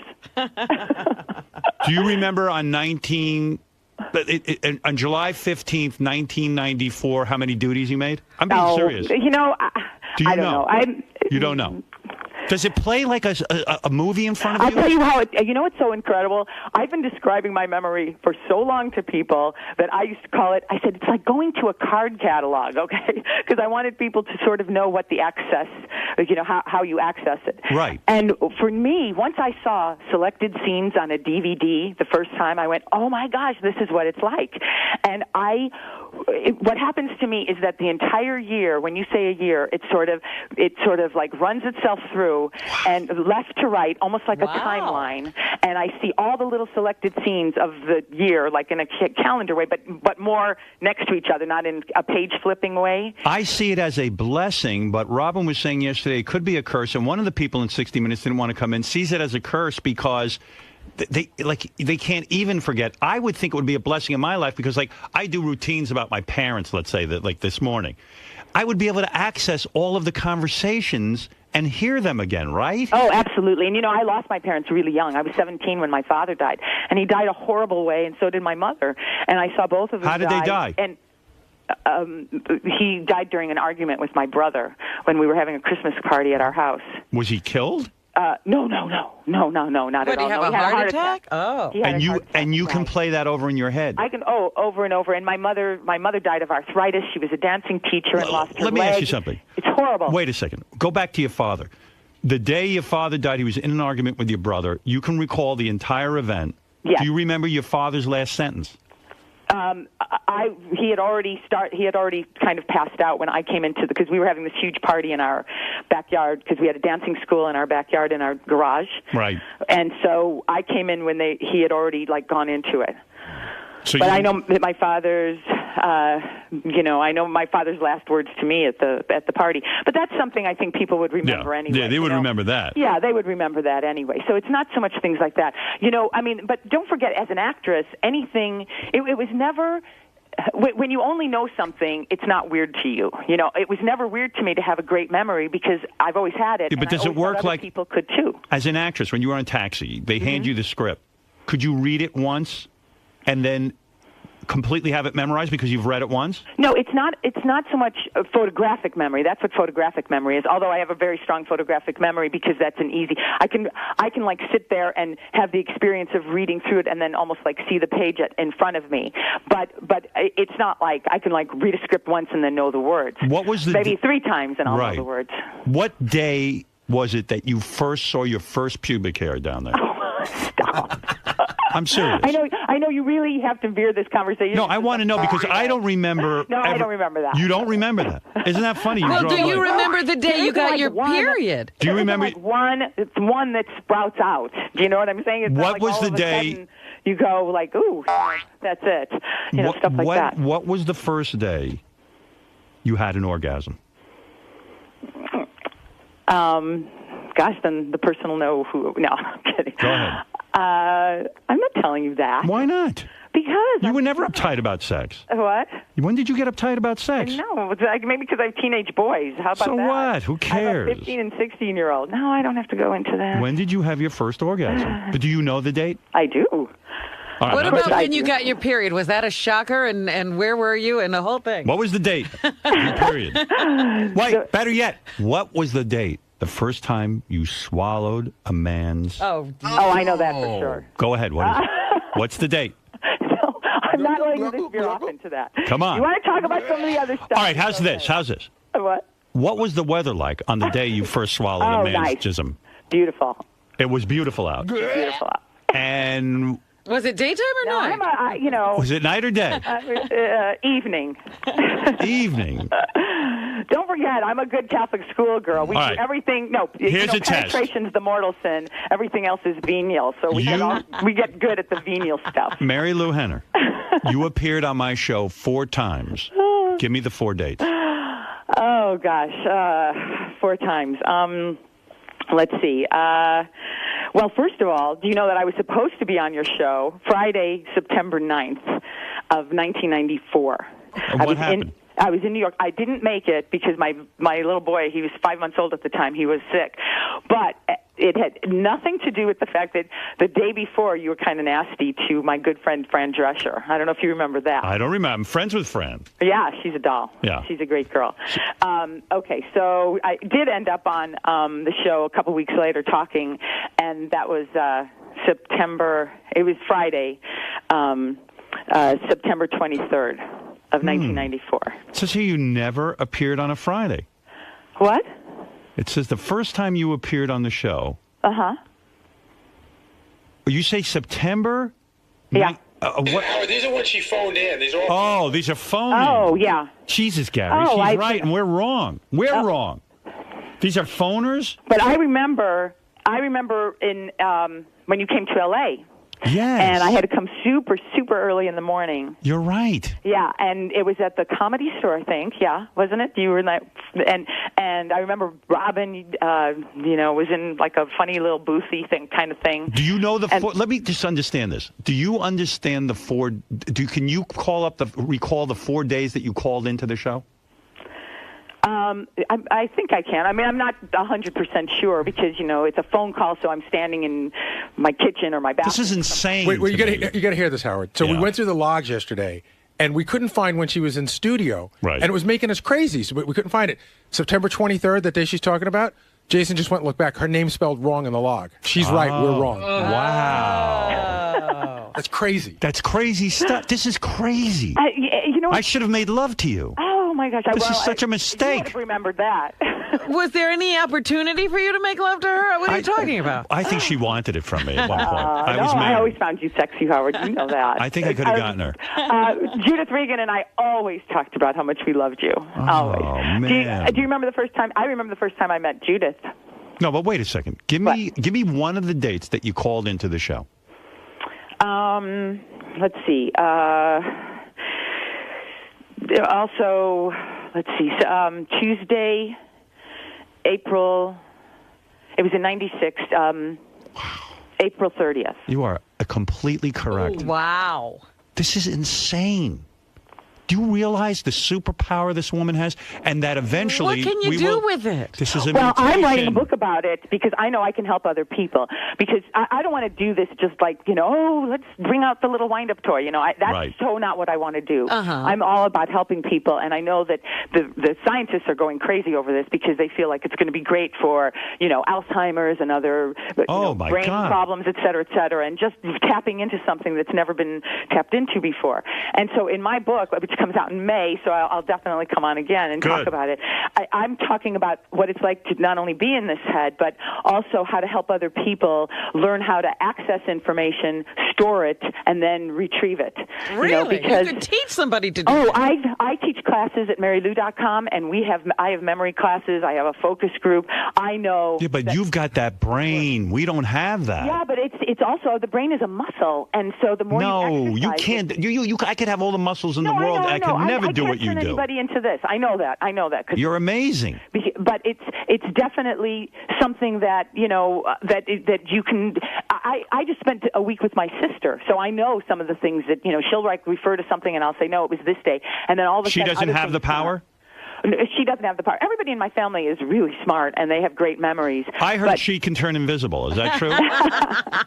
You got the memory. She got invisibility. She got invisibility. Oh, that's a nice one to have. And her dad used to be able to run really fast. Oh my gosh, that would be your favorite. And your mother died horribly too? Oh, my mom was a dancing teacher. We had this dancing school in our backyard with 200 students between the ages of 2 and 80, including the nuns who came over for stretch classes because we lived next door to a Catholic church. Yeah. And my mom also ran a beauty shop in our kitchen with 25 women from the neighborhood. No wonder she died young. She was exhausted. Yeah.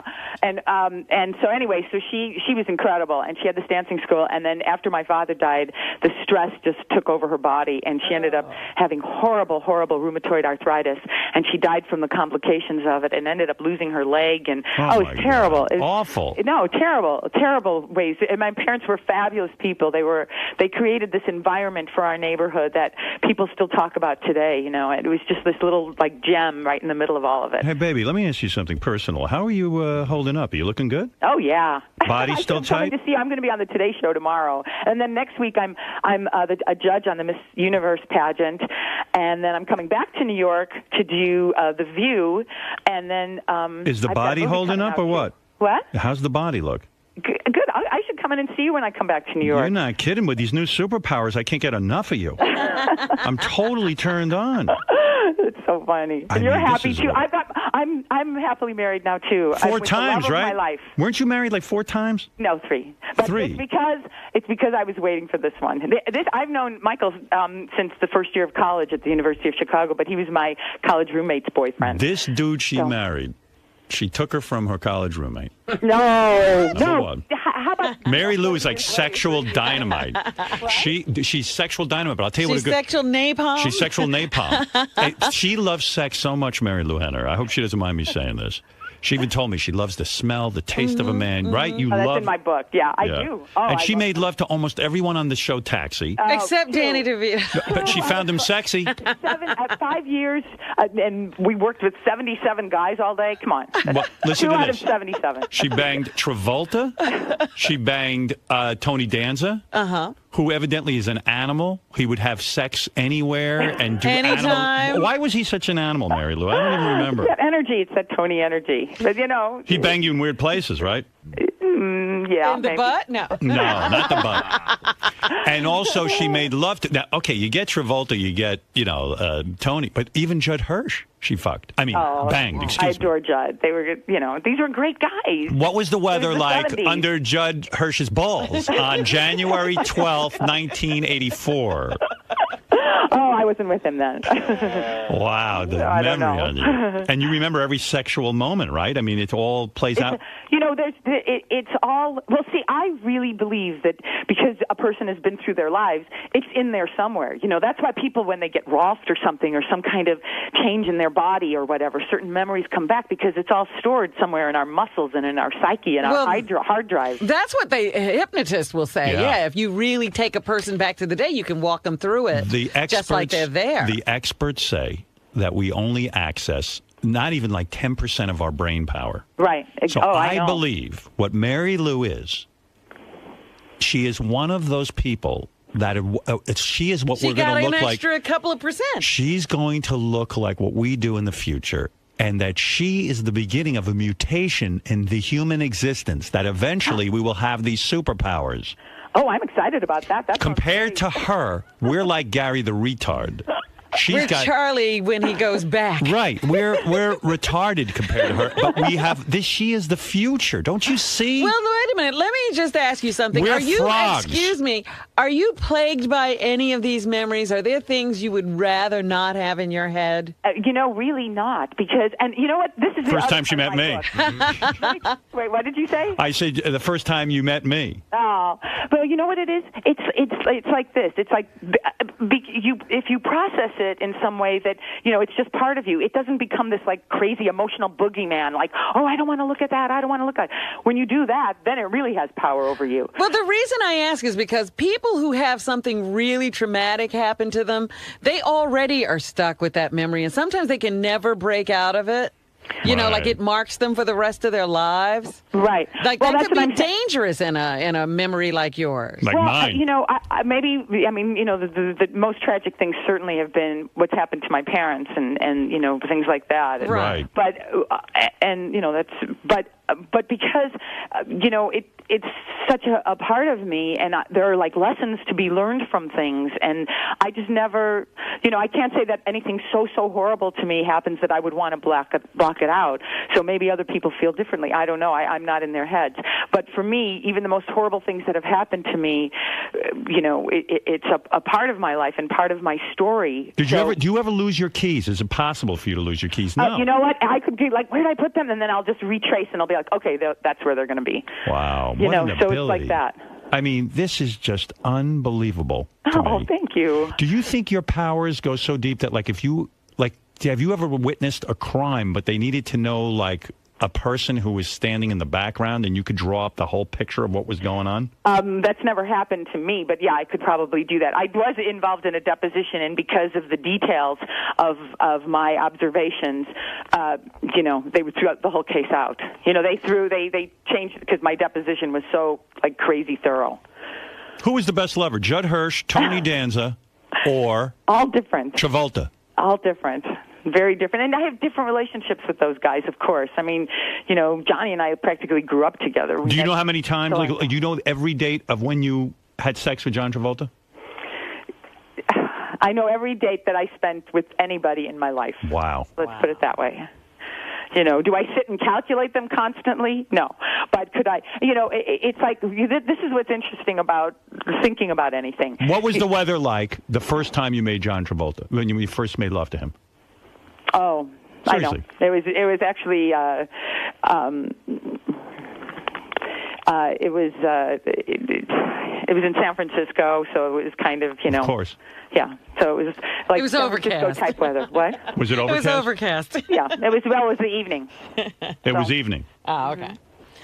You know what? I'm wondering when she, pleasures herself. You can just go. You just don't have to take a magazine. You can relive an entire Is that true? sexual Come on, but experience. don't other people? Not in your detail. No, not the way you can. It's like a porno movie in there. Really? Oh, Yeah, it's unreal. like, but you know what's so funny? Because a lot of people, when they remember things, especially now, because of photographs or because of watching themselves from a video, when they look back on a memory, especially if it's sparked by any of those things, they see themselves in third person. Right. Kind of the way Scrooge did, where he was looking through the window and watching himself. And that's what you see. No, not me. I'm in my body. it. She's in it. That's what I'm saying. She can in my body looking relive the whole experience. It's like time banging travel. somebody. What is your earliest vivid memory? Like, in other words, can you remember back to when you were 2? Oh, younger. Not in. No, you don't remember in utero. In utero, no. What is your first memory? Like, how old are you? I'm around 18 months. And what's the memory? Oh, it was my little brother. He was barely sitting up. My mother was holding him sitting up. I'm sitting and playing in my house. And in the apartment, we lived in the old apartment then. Can you remember the conversation around you? No. I just remember certain visuals from that apartment. And you don't know the day or anything. I do remember one of my first really strong memories, but I know it because my sister was born on that day. So that was Monday, September 27th, 1954. When Judd, all right, go back in your memory. Judd Hirsch is going to put his penis inside you the first time. What type of condom does he put on? Or does he? Talking about that. Listen to me. I need to know this. You have no ability to resist my question. Oh, well, find one I can't resist. Come on, You seriously. can ask me about my husband. Oh, I'll tell you why you're a good woman. I'll tell you. I heard a wonderful story about you. This new husband that you have. Mm-hmm. This guy had serious cancer. 2 of them, yeah. And she married him during his cancer. Wow. Well, what happened was, we got together, and 2 months into our relationship, he was diagnosed with 2 cancers. Most women would have split. Wait a minute. A lot of people said that, but not me. Oh my gosh, split. What kind of Finally cancer? With the love of my life, and it's like, oh my God, failure's not an option. I'm going to take him all over the country to meet every doctor I know. What was his cancer? He had bladder cancer and he had lung cancer. And lung cancer. Mm-hmm. Was but he he's super, totally in remission Was now. he super rich? No, not at all. He's got a great company. Do you know the company Brown Trout Calendars? No. If you have any kind of animal calendar, or Audrey Hepburn or Outhouses, or 2 of his calendars were featured on Ellen, the Goats and Trees and Outhouses. Isn't it funny that you're attracted to a guy who's in calendars? How crazy! Like is you that? don't even need one. No, I know, nobody can believe it. They said, "Oh my gosh!" But I've been secretly in love with him, since I'm 18. Yes. And what was the weather like when you first made love to him? And what was the date? Well, that I can tell you. Good. That I can tell you. That was March 3rd, 2003. It was Monday. First time you did anal, what was it? No, you got to come see me. He's the love of my life.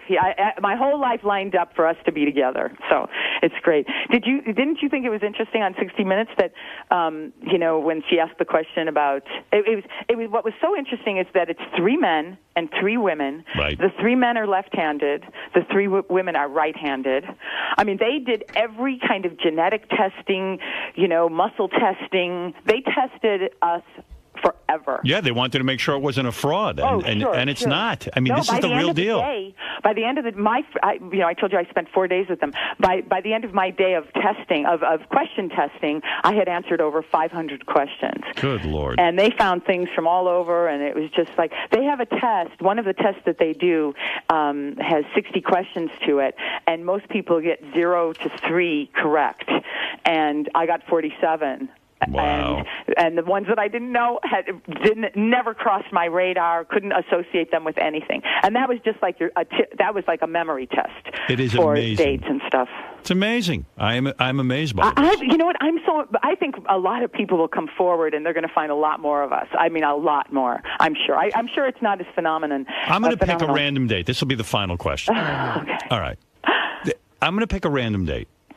And you tell me what happened on that day in history. Now, I don't know. I mean, I'm not like a history. I don't mean buff. history, but tell me what happened to you that day. Maybe something phenomenal happened that day, or maybe it was just an ordinary day. Because it is autobiographical. It That's doesn't right. I necessarily understand. have to do anything with history. Because there are a lot of people who are on the autism spectrum who, and I'm not on the autism spectrum at all.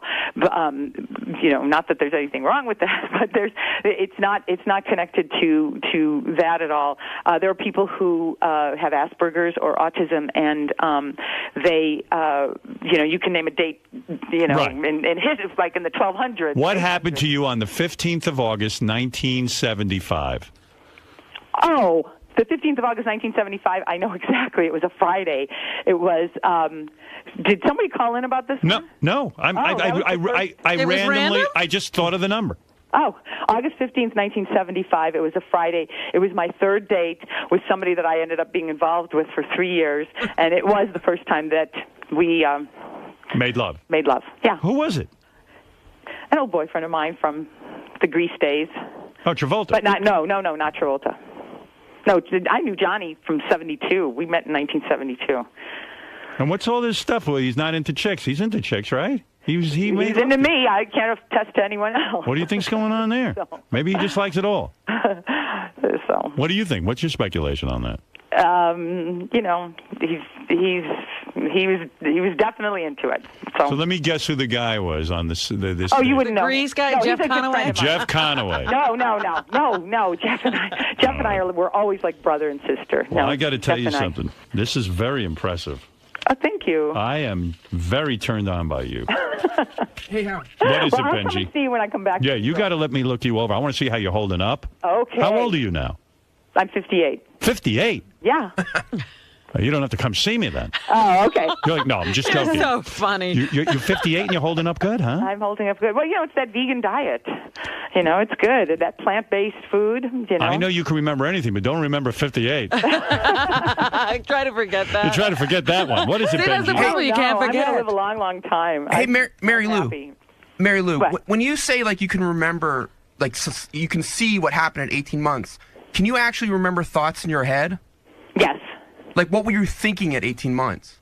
I was thinking that, I wanted to help her hold up my little brother. And I was thinking, like the day my sister was born, I can remember thinking I can't wait to play with her. And I can remember actually before, that was like a very vivid day, but I can remember even before that because I loved to sing. My whole life I have loved to sing. Do you have any belief or do you have any memories of a past life?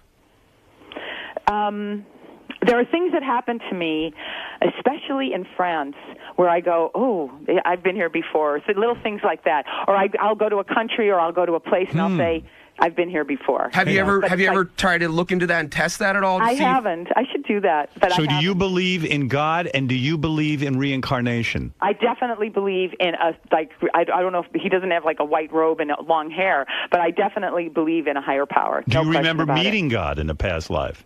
Well, I was definitely the kid sitting in church who thought she could see the statues breathing. You know what I'm saying? I feel like. Well, I think you just I've sugar. felt very connected to in a spiritual way. So I am very curious about all of this. This is wild stuff. You understand? Really? This is the closest thing I have to Superman. I want superpowers. I want them. I want them. I want them. Well, then I'm definitely going to have to come on when I tell you about my book. So, because I know I can help people. I know it, and I'm so excited about that. What are you going to wear? I don't know. I probably, something that shows off the fact that I eat well. Yeah, something tight. What is it, Gary? Could Mary Lou go to Vegas and play blackjack and count cards? Is that part of it? It's so funny.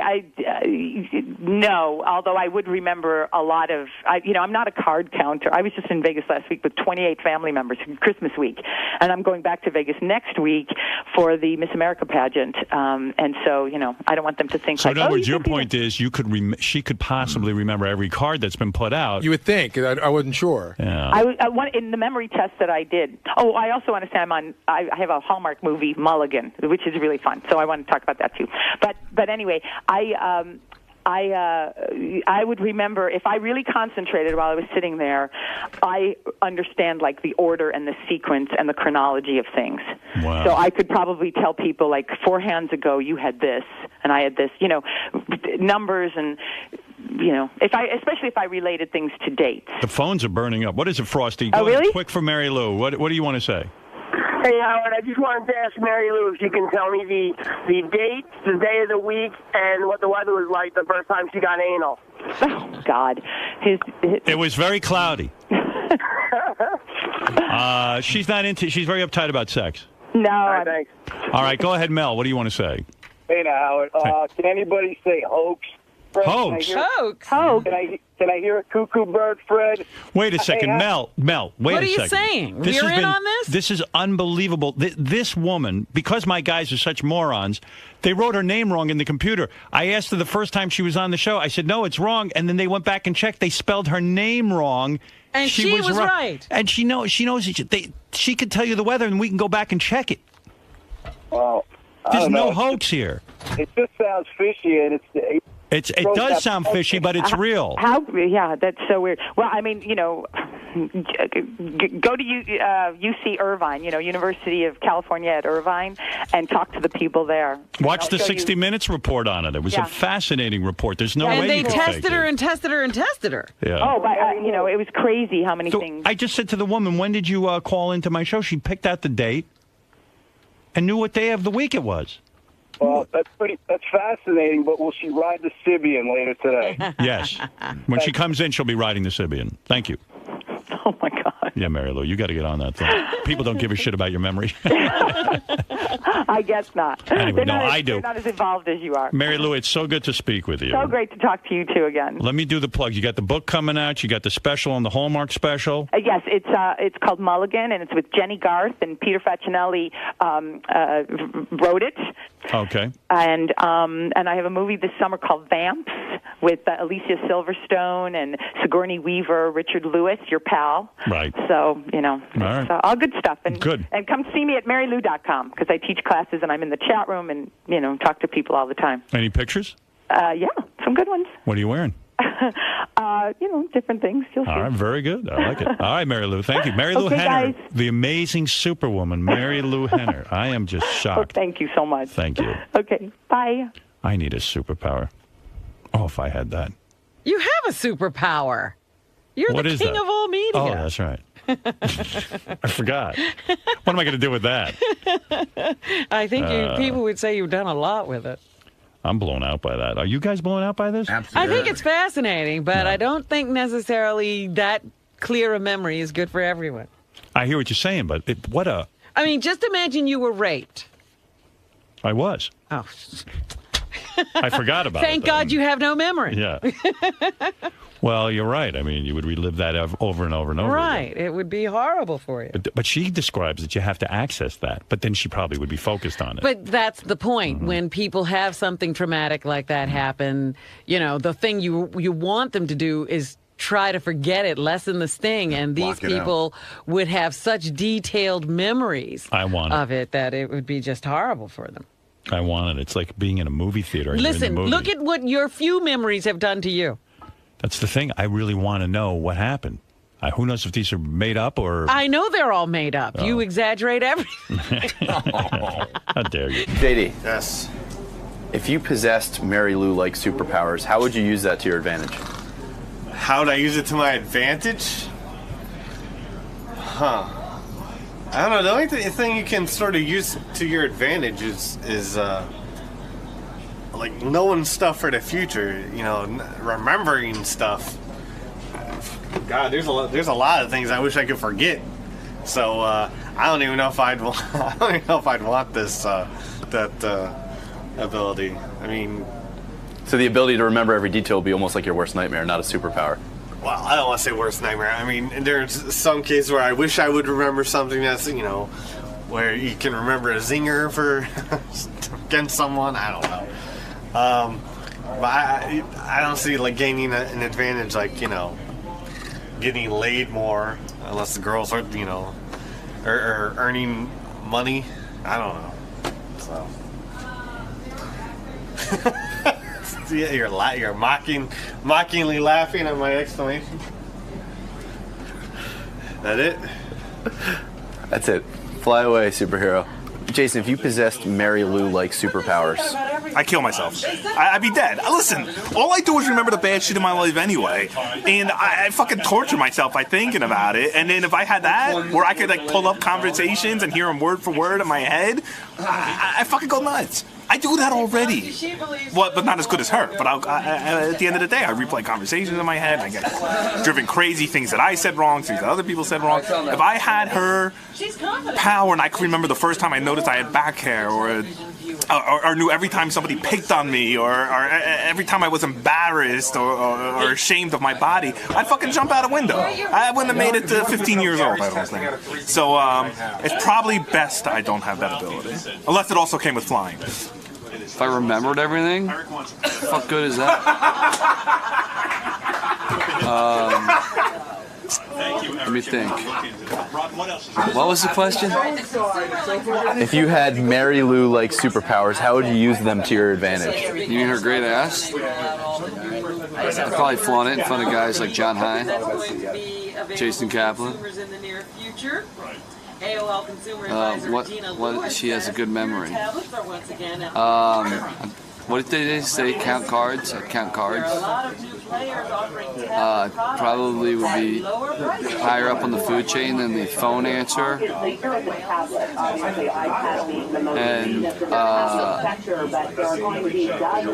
yeah, what did you ask me? So it means I could remember like everything that happened to me. I would remember the first time that I yelled about Steve Langford that it just doesn't matter, and I would have just let it go. No, I don't know. I don't know what good that. I smoke too much weed to have that power. You know what I mean? I think even if I had it, I would have killed it by now. You know what I mean? So I don't know. That question's null and void. Yeah, it's just not gonna happen. Much like me and Megan Fox having sex, there's no point for me to even think about that because it's just not gonna happen. I think it would be tough because there are things obviously in your life that you want to remember, and there are other moments that you absolutely never want to relive again. So it would be very cool from a sports geeky trivia or want to like remember a great family moment sort of way. But there are other things which we're all embarrassed about that we wouldn't want to constantly relive. It's very cool and that you can do it. And but I wonder if it's hard for her or anyone else to sleep. If you get me the guest, the burden could become too heavy. For your hour interview. It's a blessing. And if it's decent, I'll give you an hour. How would you use that to your advantage? Somehow to get rid of you. How would that work with a sequential memory? Get you out of my fucking life. No, you would remember everything that we've done together. You'd remember every conversation we've had. You would remember. I'd probably kill myself then. Because I have to remember everything I said to you and dealt with you. I think that would bring you great joy. No, I think I'd kill myself. Mr. Salem? What? Just let your head drop. If you possessed Mary Lou Henner's superpowers, how would you use them to your advantage? You see me just take my glasses off. I'm going to put on my costume and I'm going to superpowers. I'm going to go in a phone booth and change my clothes. Why would you need a uniform? Just because your memory is It great. says God's gift to bowling on the back. You ever saw that? I've seen it. I've lived it. Yes. If I possessed her superpowers, what would I do? Yes. I'd take every memory of you and get rid of it. I would be right in every argument with my wife. We were talking about that. My wife and I watched it together. She said, she goes, you're knocking all my shit. Oh, I'm sorry. She said, that would suck if you have that because every time we had an argument, you would always be right. I could say, it was a Tuesday, this is what you were wearing, and this is what you fucking said. So you'd have instant callback to settle any discrepancy. I mean, when couples argue, it's usually over, well, you said this, or you said that, or you did this, or you didn't do that. And if one person had the ability to always be right, it'd be awesome. Sal, if you possessed Mary Lou-like superpowers, how would you use that to your advantage? Well, I get asked a lot of times, who's the lady that says, "Can I taste your juice?" And I can't remember her name, but if I had Mary Lou Henner's memory, I'd be able to know her name. I might know her name's Ebony or something like that, but I don't have those powers, so I don't know. If you possessed Mary Lou-like superpowers, how would you use that to your advantage? Well, let me tell you, I would go back to the times when my buddy shit all over a German Shepherd's cock, and then I jacked off the German Shepherd, and he came in my face, and then I licked my fingers, and it was really fun, and then we went out back, and we shot a raccoon, and Dad cooked it up and sold it to the black folks. Those are some good old days.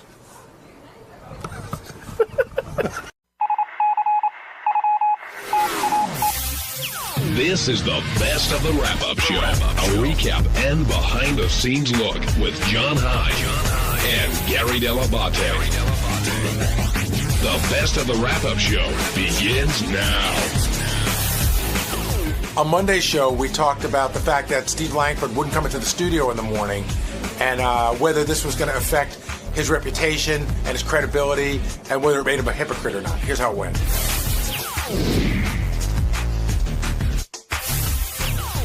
I want to start with what happened with George, and I guess Richard wanted him to officiate. Is that the right word? Officiate the Yeah, that would be about right. And I guess he told Will this, and Will had told Howard, but it was news to George. Right. And George is such a sweet guy. He would do anything for anybody here. He is one of the family. But Howard wasn't too pleased about that coming up, although Richard and George do have a personal relationship. But that bled over to what happened with Steve Langford, where I guess his daughter interviewed George for some kind of project.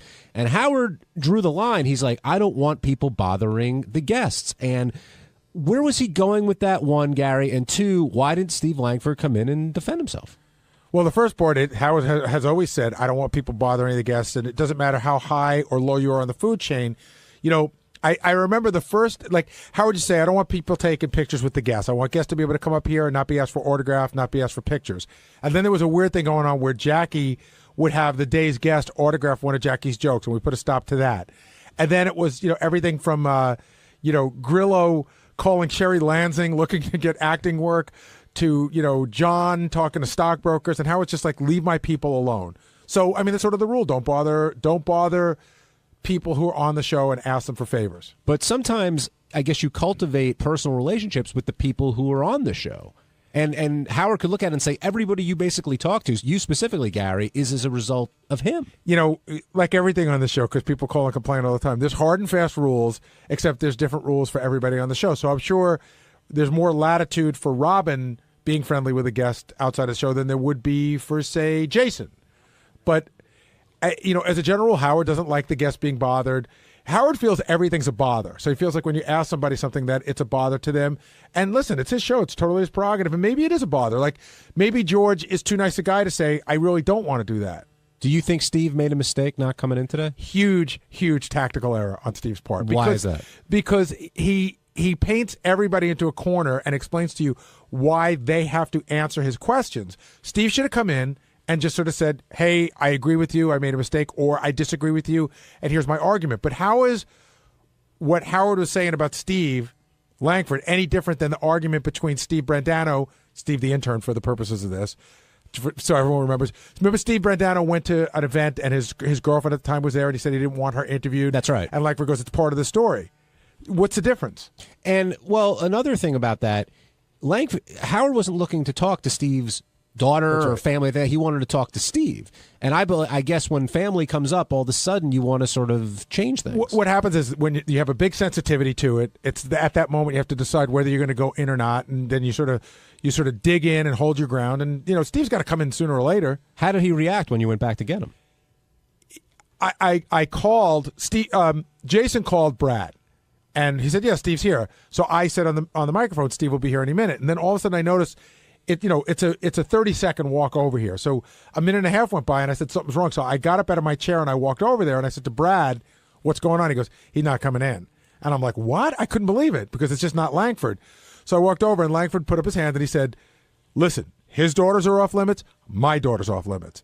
And I was like, "But Steve," and he's just like, he didn't want to hear it. So I just came back and reported it because I figured I'll let Howard handle it tomorrow. Well, like you said, eventually he's coming in anyway. So now, I mean, does it make him a hypocrite?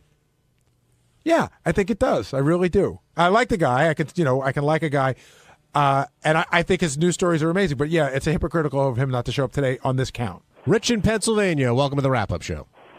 Hi guys. Say, I want to talk about Langford.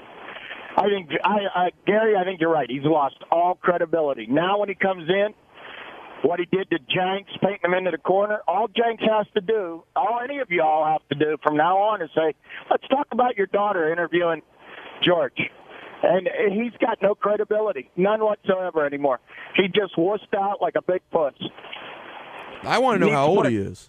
I want to see his birth certificate. I don't care how old he is. He acted like a 4-year-old. Oh, you can't talk about that. He talks about everybody else's problems.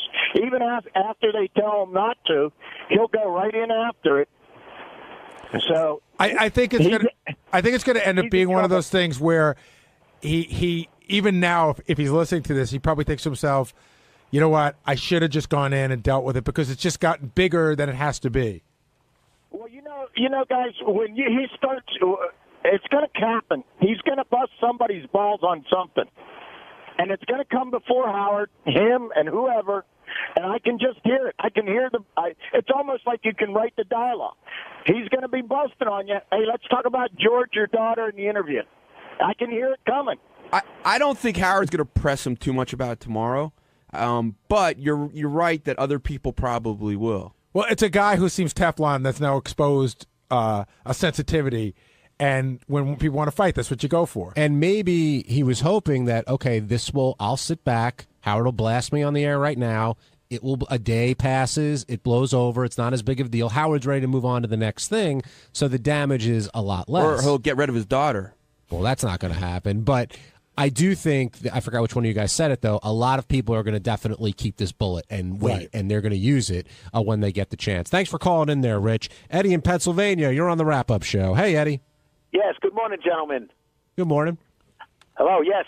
I just want to voice some support for Steve Langford. I think Howard should have called him aside after the show and found out the whole deal with family. I agree with Steve. If Howard's kids are off limits, so is Langford's daughter till he knows exactly the circumstances. But we know what the deal is. There's nothing special in there, and we weren't going to talk about. Howard wasn't going to ask him anything about his kid except to say to Steve. In other words, without going into Steve's family life, I'm pretty sure his daughter didn't say, "Oh, I'm a huge George Takei fan. Let me interview him for my school project." So Howard probably would have explored how did that come up and why were you getting involved in it, and that has nothing to do with his daughter. I just think, to me, it's just the father doing something he could for his kid. If he did overstep his bounds, I would have approached him first because it involved a child myself. But okay, but that's a good. But that discussion can be had on the air without bringing the daughter into it in any way that's going to expose any more than what we already know. And Eddie, I also think if Steve hadn't had the track record of talking to different people on the show with different circumstances, this wouldn't be as big of a deal. But that's not the way it is. Yeah, and I said to Howard. Howard said, "How did this?" We talked about this during the because Will did the notes. And Howard goes, how did Langford even get to him? And I said, I think he spent a week with him, traveling around with George. I'm sure they developed some sort of friendship, but Howard wasn't. He wouldn't buy in that. All right, thank you, Eddie. Jenks, you're on the wrap-up show. Hey, good morning, guys. It's Jenks. This whole Langford thing, I talked to him back in his office, and he said he doesn't answer to Howard. Okay, I'm trying to figure out where he gets off saying that. How does he get off not answering to Howard on this issue? He gives it to everybody else, but when it's his turn to get it, he doesn't take it. Jenks, don't you, Gary? Steve is scheduled to do the news update tomorrow morning. Tomorrow, yeah. Okay, he'll answer to Howard tomorrow morning. Yeah, I'm going to call in tomorrow to remind Howard to ask Steve Langford about this, and I encourage anybody who's listening to the show to call in and ask Howard to remind Steve Langford about this. By the way, so Steve will sit and talk to you on the phone? Yes. Well, sometimes he does, sometimes he doesn't. But I called mercilessly this morning because I knew that he had to go in the studio, and he finally did answer, and he said he doesn't answer to Howard. I don't answer to Howard. Here's the problem for Steve. Jenks, how many times did you call me or email me this morning with suggestions about how this should be handled? Probably 10 or 20. Exactly. The first email was at one point. The first email was, "This is bullshit." The second one is, "You better get Langford in." The third one is, "Langford has to come in and repeat." Then it was a phone message, and there were more emails, and that's just Jenks. Gary, I was really upset, man. I was furious. I could tell. How does he get away with this? Well, Jenks, wait. Are you upset about what he's accused of doing, which he said getting the interview, or are you upset that he wouldn't talk to Howard? No, you figure it this way. When Langford calls somebody on the carpet with a news story, okay, they are expected to come in and answer to Howard for it or talk about it to Howard. How does Langford get to put his hand up and say, point taken? What if everybody did that every time Langford wanted to interview them? But people put can't. Their hand up and said, No, but Jenks, you make a very fair point. You're going to get your answer tomorrow morning. On Tuesday's wrap-up show, George Takei came in and he told us, we found out that I guess they basically have an agreement where Brad doesn't listen while George is on, and George talked about that.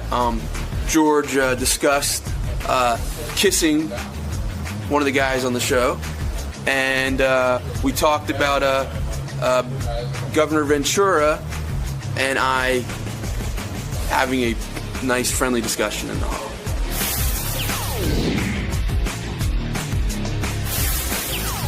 Now joining us, and he's always gracious enough to do this every time he comes in, is the Stern Show announcer, Mr. George Takei.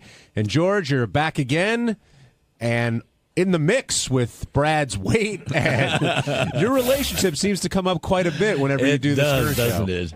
And it's a good thing that Brad doesn't listen in when I'm on. He is addicted to this show, but he refuses to listen in when I'm on because... Well, he has given me free reign. He says that's the way the show works, but he doesn't like to hear what I have to share when I have free reign. When did that start? From the very beginning. Right from day one, he would not listen when I'm on. And he gets it from, there's that guy who writes capsule synopsis of what happened, and that's how he finds out about it. But you've gotten some crap once in a while in the past. How does he find out about stuff like that? You know, like your bachelor party? Like, how did he find out about that? Well, that was written about. Right. And then other people email him, too. So See, I'm telling you, being in a gay relationship is just like a marriage relationship because sometimes people email my wife and tell her shit I did on the show. George, just like regular people. George, how would Brad react if he heard about that innocent kiss that you and Benjy had today? Would he know that it's part of the show, or would he be a little upset? He would know it's about part of the show because we go to parties or we meet other gay couples and we greet them with a kiss. I mean, it's part of but not an open mouth kiss. Well, actually, George, Brad just went on your Twitter account. He did? He said he knows about the Benjy kiss, and Sunday is off. Off with capital letters. Well, then I'll try for Monday. It's a good thing you weren't with a model, or it could have been the whole month of May. See, Benjy? See what you did? Sorry, man. You're too cute. Did you guys connect at all during that moment? Did you see something in each other's eyes? I saw him pull back right away. I mean, I felt him. No, I didn't connect in a sexual. I like George a lot, so. And I like you. Thanks. You got beautiful eyes. Thank you. He's embarrassed. Look at him. He's blushing. He's beat red. Hey, Ronnie, while we have you here, beforehand, when we were talking, I told Benjy about this. You said what Benjy did today with Jesse Ventura, that's not a rare occurrence. He does that all the time. He does it. He does it as a thing for TV, I think. And, when I tell him a lot of times, I'll say to him, like, Benjy, go away from the guests or whatever. And he'll just look at me and he'll smile and he'll just keep on doing it. And I think he thinks I'm picking on him, but Benjy doesn't realize that I do work for Howard, and Howard does have certain rules, and I do abide by those rules that he asked me to, to enforce. And we had the same problem. Can you let me talk? I didn't know you worked here. Could you let me talk? I didn't know you worked here. When Richard and Sal, we had the same problem with more Sal than Richard. I didn't recognize you. I'm sorry. He used to do the same thing. I thought you were just some guy in the hall. Howard got upset about it too, and I used to tell Sal, and he also used to ignore me about it. And then until Howard blasted him, then he realized that he wasn't really supposed to be doing this stuff. So do you think Benjy will continue to ignore you now after what happened today? It came to the point when Howard really blew up today, and I don't think Benjy realized how mad he was, but he really was mad. And I don't think Benjy realized how mad he was about the whole thing. I mean, I know you yelled back at him. I don't know with you. You never know if it's shtick or you're serious, because that's the problem with you. Nobody ever knows the real Benjy. That's the problem. And it was the whole thing with being late for work and the whole thing. It was the same thing. Nobody ever knows what your deal is, Benjy. That's the whole problem. Okay. The only thing odder than the talkative Benjy is the quiet Benjy. Yes. George, or the other Benjy, the make out with you? No, the resistant and defensive and George, somewhat hostile. But Benjy. if someone's mad at you for something that didn't occur or occurred in a way, and it's being painted in a much different way than it occurred, you would want to explain yourself. Like if there was $20 on the table, and you grabbed it, and someone's like, wow, George stole that money. And you were like, no, actually, Brad told me he left me this 20. You would want to explain it before getting yelled at that you stole the money. Did you see how Will handled it?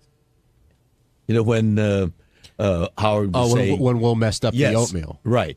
And he said, you're right. Yes, you're right. But and he was not resistant.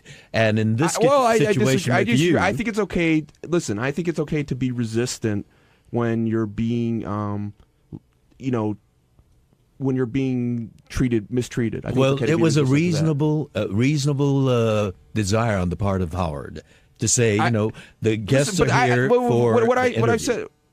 Howard does not need to be reasonable.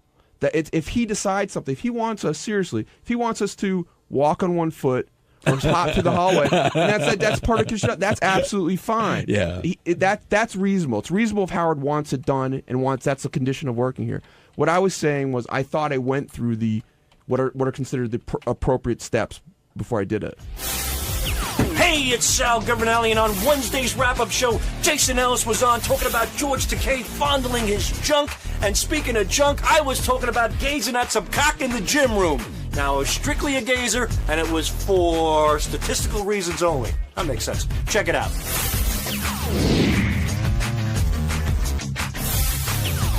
I know that you're a huge fan of the show, and I know that you probably labor over coming on the show the way Howard labors on going on Letterman. Oh, so like on a day like today, like do you walk out of there? You know you hit a home run? No, because you did. Yeah. I mean, you hit a home run today, right? Everybody agrees. I mean, everyone loved it too. But do you not know that when you walk out of there? No. This time I felt like I did better than the last time. But as soon as I walked out, I started critiquing what I didn't say. Well, what do you feel? What What you miss? What do you feel you missed? I just feel that I was a little stressed and less humorous. I felt like there was a lot of, I have a lot of things that just come flying out that are just funny that none of those came out. I just did the torture the dick thing. Now, Jason, when George comes over to take off those clamps, it wasn't even that. It was before that. Like when Howard was on the other beginning? side and he started talking to me. There was a thing there where I'm like, all right, I'm cool with that. You know what I mean? But I know people that aren't cool with that because you're straight up fucking flirting with me. Like, I've had penthouse pets in my studio. Every now and then they'll give you that look where I'm like, well, that's very flattering. You know what I mean? I really appreciate that. And George was giving me that before he even came around. Like, he was shaking a little bit. I'm like, his eyes flutter a bit. Yeah, but I thought I'm having fun. It was of fun. course. You had somewhat of a chubby though after he caressed your penis. I was trying to get it bigger, because I kept stretching it. Good. I want gay people to want to suck it. Is there something wrong with that? No, go ahead. I want everybody to want it. You want a gay man to suck your penis? No, I want. I don't him think to a straight suck man my would. penis. That makes sense. I want everyone to want to suck my cock except my friends, because it's like when you go in the locker room. Like I'll change with random dudes and their dick can come out, but I ain't fucking changing with Bubba Booey over here. Like now that I know you, I don't want to see your dick in the locker room. Does it bother you if a guy change and then I'll come if a guy in? waits in the locker room just to see your cock? Who does? What? Is that you? Is that what you do? the guy sitting right over here. No, I don't You do that. watch cocks? No, I don't. I glance. You're a cock watcher in the gym? I glance out of I will curiosity. fucking kick you in the face. Really quickly explain to Jason When what I'm you in do. Jason. Yeah. When I'm in the locker room, you just said that. What is it? When I'm in the locker room, You're not really trying to tell me a story that's true, are you? not the way they're putting it. It's out of context. In any way it's at out all? of context. So Okay. no. Put it in your words. Go ahead. Curiosity factor. I just joined the gym. I've never worked out in my life, as you could tell. And I just joined a gym. And when I'm in the locker room, a lot of men have a tendency to get naked. So now I'm trying to fulfill my curiosities as a man. For example, there's a guy who's mentally challenged, a retard, and his dick was small. And usually retarded people have big dicks. I would number want to one. see a retarded dick. Okay. Secondly, there was an Asian. I try to fulfill that curiosity. Right. You would think it would be. Wait a minute. Were they all in the locker room at the same time? No, naked? these are all different. How long were you there Well, waiting for the entire race of dick to come in? Okay, good question. A month. Yeah, Right. We've been doing this over the He's been period doing of research. like a month. I hope you filmed it. No, I wish I could. I tried to take pictures, but I knew they would throw me out. I did take my BlackBerry out, but I'm like, nah, I'm crossing the line here. So I saw an Asian with the normal sized dick, thinking it would be small. I saw a retard with a small dick, thinking it would be big. And I seen a guy like you, actually, a real buff guy, who I was hoping. Now here I am changing. You're hoping you had a little dick. Yeah, exactly. Yeah. And I'm like, God damn it, he dropped the towel, and got I it was all. so deflated. It was a really bad moment. It's like scratching a lottery ticket. You know, on the third one, you can win $1 million, and it's just like a fucking potato. Like, fuck. You never know. And who's I was pretty disappointed the whole day for that one. Well, the whole day at the gym. So that's what I do. I don't. I'm not on a mission. I don't go into a locker room and look for dick. I'm not the Jacques Cousteau of penis. I go in there, I get in and I get out, and I happen to see a certain nationality. I fulfill my curiosity. And his last one was a black guy who he waited and waited. I did and wait for the waited, black, but he didn't pull his. There was a pants down. cliffhanger on the show. See, waiting for the dick. Wait, that's right. That's wrong. Even though they didn't say it was a long time, but if you see a guy come in and you wait until his pants come off to see the size of True. his dick, you are way gay. He went to go. He went to go. No, I didn't wait. He did. Well, hold on. He saw a black guy at tighty whities, and he went over to where the guy was blow drying his hair because he thought that maybe he'd be able to see. No, I went to blow dry my hair. Well, I saw the guy, and based on the cliffhanger here, Jason. Last time we spoke, Gary goes, "Did you see any black dick yet?" I go, "No, not yet." But I got to see my first black guy in the gym, in the locker room. I'm leaving. So I'm on my way out. I go, wow, a black fella here.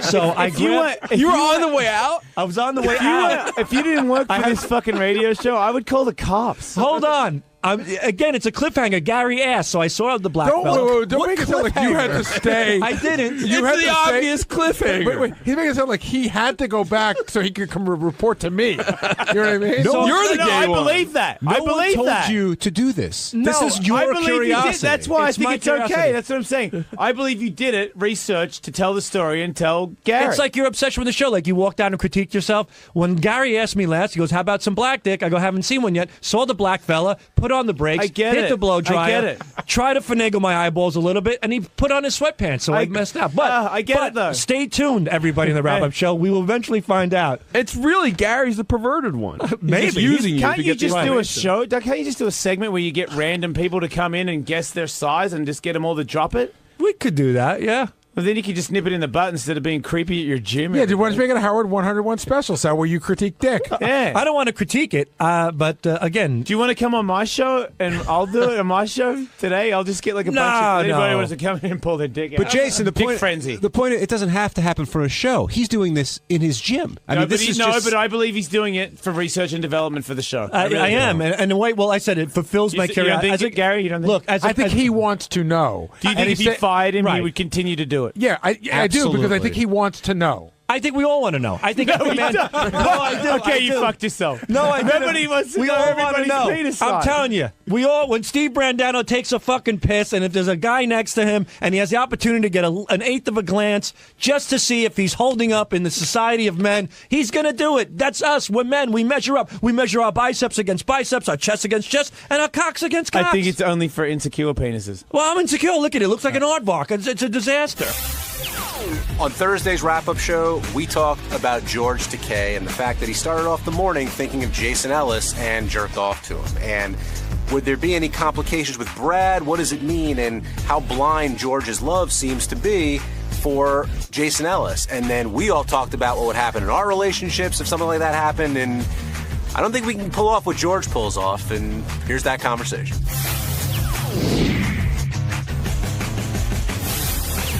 I want to talk about what happened at the very beginning of the show, where George talked about what he did in the shower this morning, and basically, and you guys correct me if you think I'm wrong, proclaimed his love, admiration, I'm not sure of the right word, for Jason Ellis. And he said he spoke about it with Brad. You're being too nice. He said he jerked off in the shower this morning thinking of Jason. Well, that's another way of putting it, much more succinctly. But I guess, do they have the relationship where it's comfortable enough that those kinds of things can happen? Or do you think that there's more bad news for George around the corner? He just doesn't know that it's coming. Well, let me ask you a question. And again, I think Mutt started to bring this up a little bit, that they were going to talk about this on Superfan tonight. If you spent the whole week, right, sitting in there talking about that you thought your wife was fat and that she could stand to lose some weight, and then at the end of the week, a really hot girl came in and you just started squeezing her naked tits, would you be able to go home? I wouldn't have a wife. I seriously, and I wouldn't blame her. Like, that's, and I think... So maybe they do have some special arrangement. I think they do. I mean, Stacey said, when she was talking about relationships, she said that maybe Brad's weight is his passive-aggressive way of telling George that, you know what, I'm going to be this way because, he's kind of fighting back in a subtle way. Or maybe everything's just smooth between them. It's hard to tell. What do you think, Ronnie? Well, it's not the first time he's touched a cock on the show. That's true. But I guess they do... They've had an arrangement, obviously, before Brad's weight came up. But George was like, listen, what I did yesterday was I just touched it. I didn't, he sort of insinuating that because he didn't do more about it. I guess it could be, a guy saying, hey, I felt the girl's tits. I didn't do anything. Yeah, but Gary, remember the day the guy was in here with the 12-inch cock and he had his hand down his pants? He had that look on his face like if I had my finger up some girl's ass or something. But isn't that like for years, girls have been coming in here, guys have been feeling them up. Isn't just touching a dick the gay version of that? I don't know. I can't define that. I'm not in that position. Yeah, but a lot of guys don't do that anymore. Like, you don't do it anymore, do you? No. And I'm sure, that's because of your wife, right? Well, she didn't like it, and I started to feel a little dirty doing it. I'm not going to lie. I don't know if it's a kid's thing, even though I have boys. When you have kids, I start to feel a little creepy doing it. And John, have you ever done it in here? Not on the show, no. Well, not off the show either. No. Yeah, John. John I got to be in the green room. Not on the show. Bad answer. No, I wouldn't do it. Yeah. I wouldn't do it. I think it's disrespectful to my wife. Would you have done it when you were single? When I was single? Yeah. Sure. But I don't think A lot of people are doing it these days, Yeah, I said, right? And Howard stopped. Howard stopped. He said out of respect to Beth, I think. Ronnie, how about you? Have you seen me do it? No, but next time I haven't been in there. But if I've been in there with a flashlight to put them under the check for implants. Right. But there's a difference between that. I've held them up and put the flashlight on. Like the one that I remember. I'll do it. Bring somebody in here right now. I'll do it. I can't remember the girl's name, but we had her. It was back at terrestrial radio. She had that funny, like, real New York accent, and we all said we didn't believe she had real tits. And the line was ridiculously long. I remember that. I think Wood Yee was on the end of the line. That was with the clown car line, right? That's when I was the last one, I think, to go in with the flashlight to test them. Well, who usually leads that charge? Well, DePace has always said to me his wife doesn't care and he can do whatever he wants. But he hasn't been in there in a while. But he says it's no big deal. Pam doesn't care. I don't know who leads that charge. Usually it used to be, I don't know. I can't remember. Well, I think the difference here, getting it back to George, is not only is George touching him, but the way he's referring to he's literally gushing over, this guy. And if you're married to George, Gary, would it bother you? I would think so. Listen, if my wife went to, what are those Chippendales, and she was jamming her hand down a guy's pants, and even though she was laughing, she was grabbing a dick, I'd probably be pretty annoyed. This is the best of the wrap-up show. A recap and behind-the-scenes look with John High and Gary Dell'Abate. The best of the wrap-up show begins now. Hey, it's Jason, and on Monday's wrap-up show, myself, Brian Phelan, Scott DePace, Gary, we're all in there talking about the proper way to raise and train your dog. Scott thinks you beat them into submission. Everybody else says you're crazy. Check it out. Howard said he spent all weekend upset over not Phelan putting wee-wee pads in his puppy's crate, because that's one thing, but rather the comments that Scott DePace made to the Howard 100 News about smacking the dog around. I didn't hear it. I don't know what he said, but it seemed like Howard was genuinely upset over it. Well, there's two things I want to talk about there. We'll talk about what Scott said, but first, this is one of those things that Howard, I wish he could learn to not do. There's a dog from North Shore Animal League, and Beth was trying to help get the dog a home, and one of our guys took it. And that's great. And after that, it's okay. But Howard feels this responsibility for the whole process, which he really shouldn't have to. He's already done enough to bring the two parties together. If Brian Phelan doesn't do his job correctly, it doesn't reflect bad on Howard, yet he feels that way. And I feel bad for him. But Howard's it makes him crazy. But he's just not that kind of guy. He cares, and he cares what's happening with this dog. But for you a couple can't of reasons. You can't take responsibility for everything. And I feel like he takes a lot of responsibility for stuff that he can't control, to the point where it really sort of helps him not be as happy as he could be. Yeah, well, he did say that he wishes Beth didn't do it almost, because then he wouldn't have to worry about it anymore. But the issue really wasn't with Phelan and what he was doing. It was more, although that was part of the issue, it was more of what Scott said. And then when you were in there, it took about 3 seconds for you to light up on DePace. You got into it really quickly. He just said, all I went in there to say was, Scott said, the trainer I work with said it's okay to hit a dog, which is just not the truth. So then he took a shot at me, and then I went back, but I wasn't looking. You weren't at my house when I was talking to I know the that Jason actually, this is really more, God's honest truth, more between you and Jason. Yeah, because Jason's telling me what he did. In other words, sometimes people tell me stuff and I go in as the representative. So you were saying what Jason had told you. Jason worked with this particular trainer. So again, I didn't work with the guy. So training Jason, like a cat. Jason should come in training his dog. No. And Jason said that the trainer said he's a no-hands trainer, meaning you don't hit or touch the dog in any way. And DePace is saying that's not the truth. Look, my wife was there, so if we need a corroboration of the story. But you guys didn't say opposite things. Well, no, he did, because he's saying it's okay to hit a dog. He said no. He said Scott said the trainer said that it's not his method, right? But he doesn't. He's accepting of it. And in fact, all of his training had to do with dominance. It all had to do with, when you go out a door, you make sure you go out first. When you put his food in the bowl, make sure he doesn't eat until you tell him it's time to eat. Listen, there's a big difference between dominance and physical, using physical force. This all comes down to whether you think slapping a dog on the ass a couple of times to train them is cruel. I don't see how it is. My dog plays with other dogs, and they're constantly biting each other. Isn't that a lot worse than just a little pat on the ass?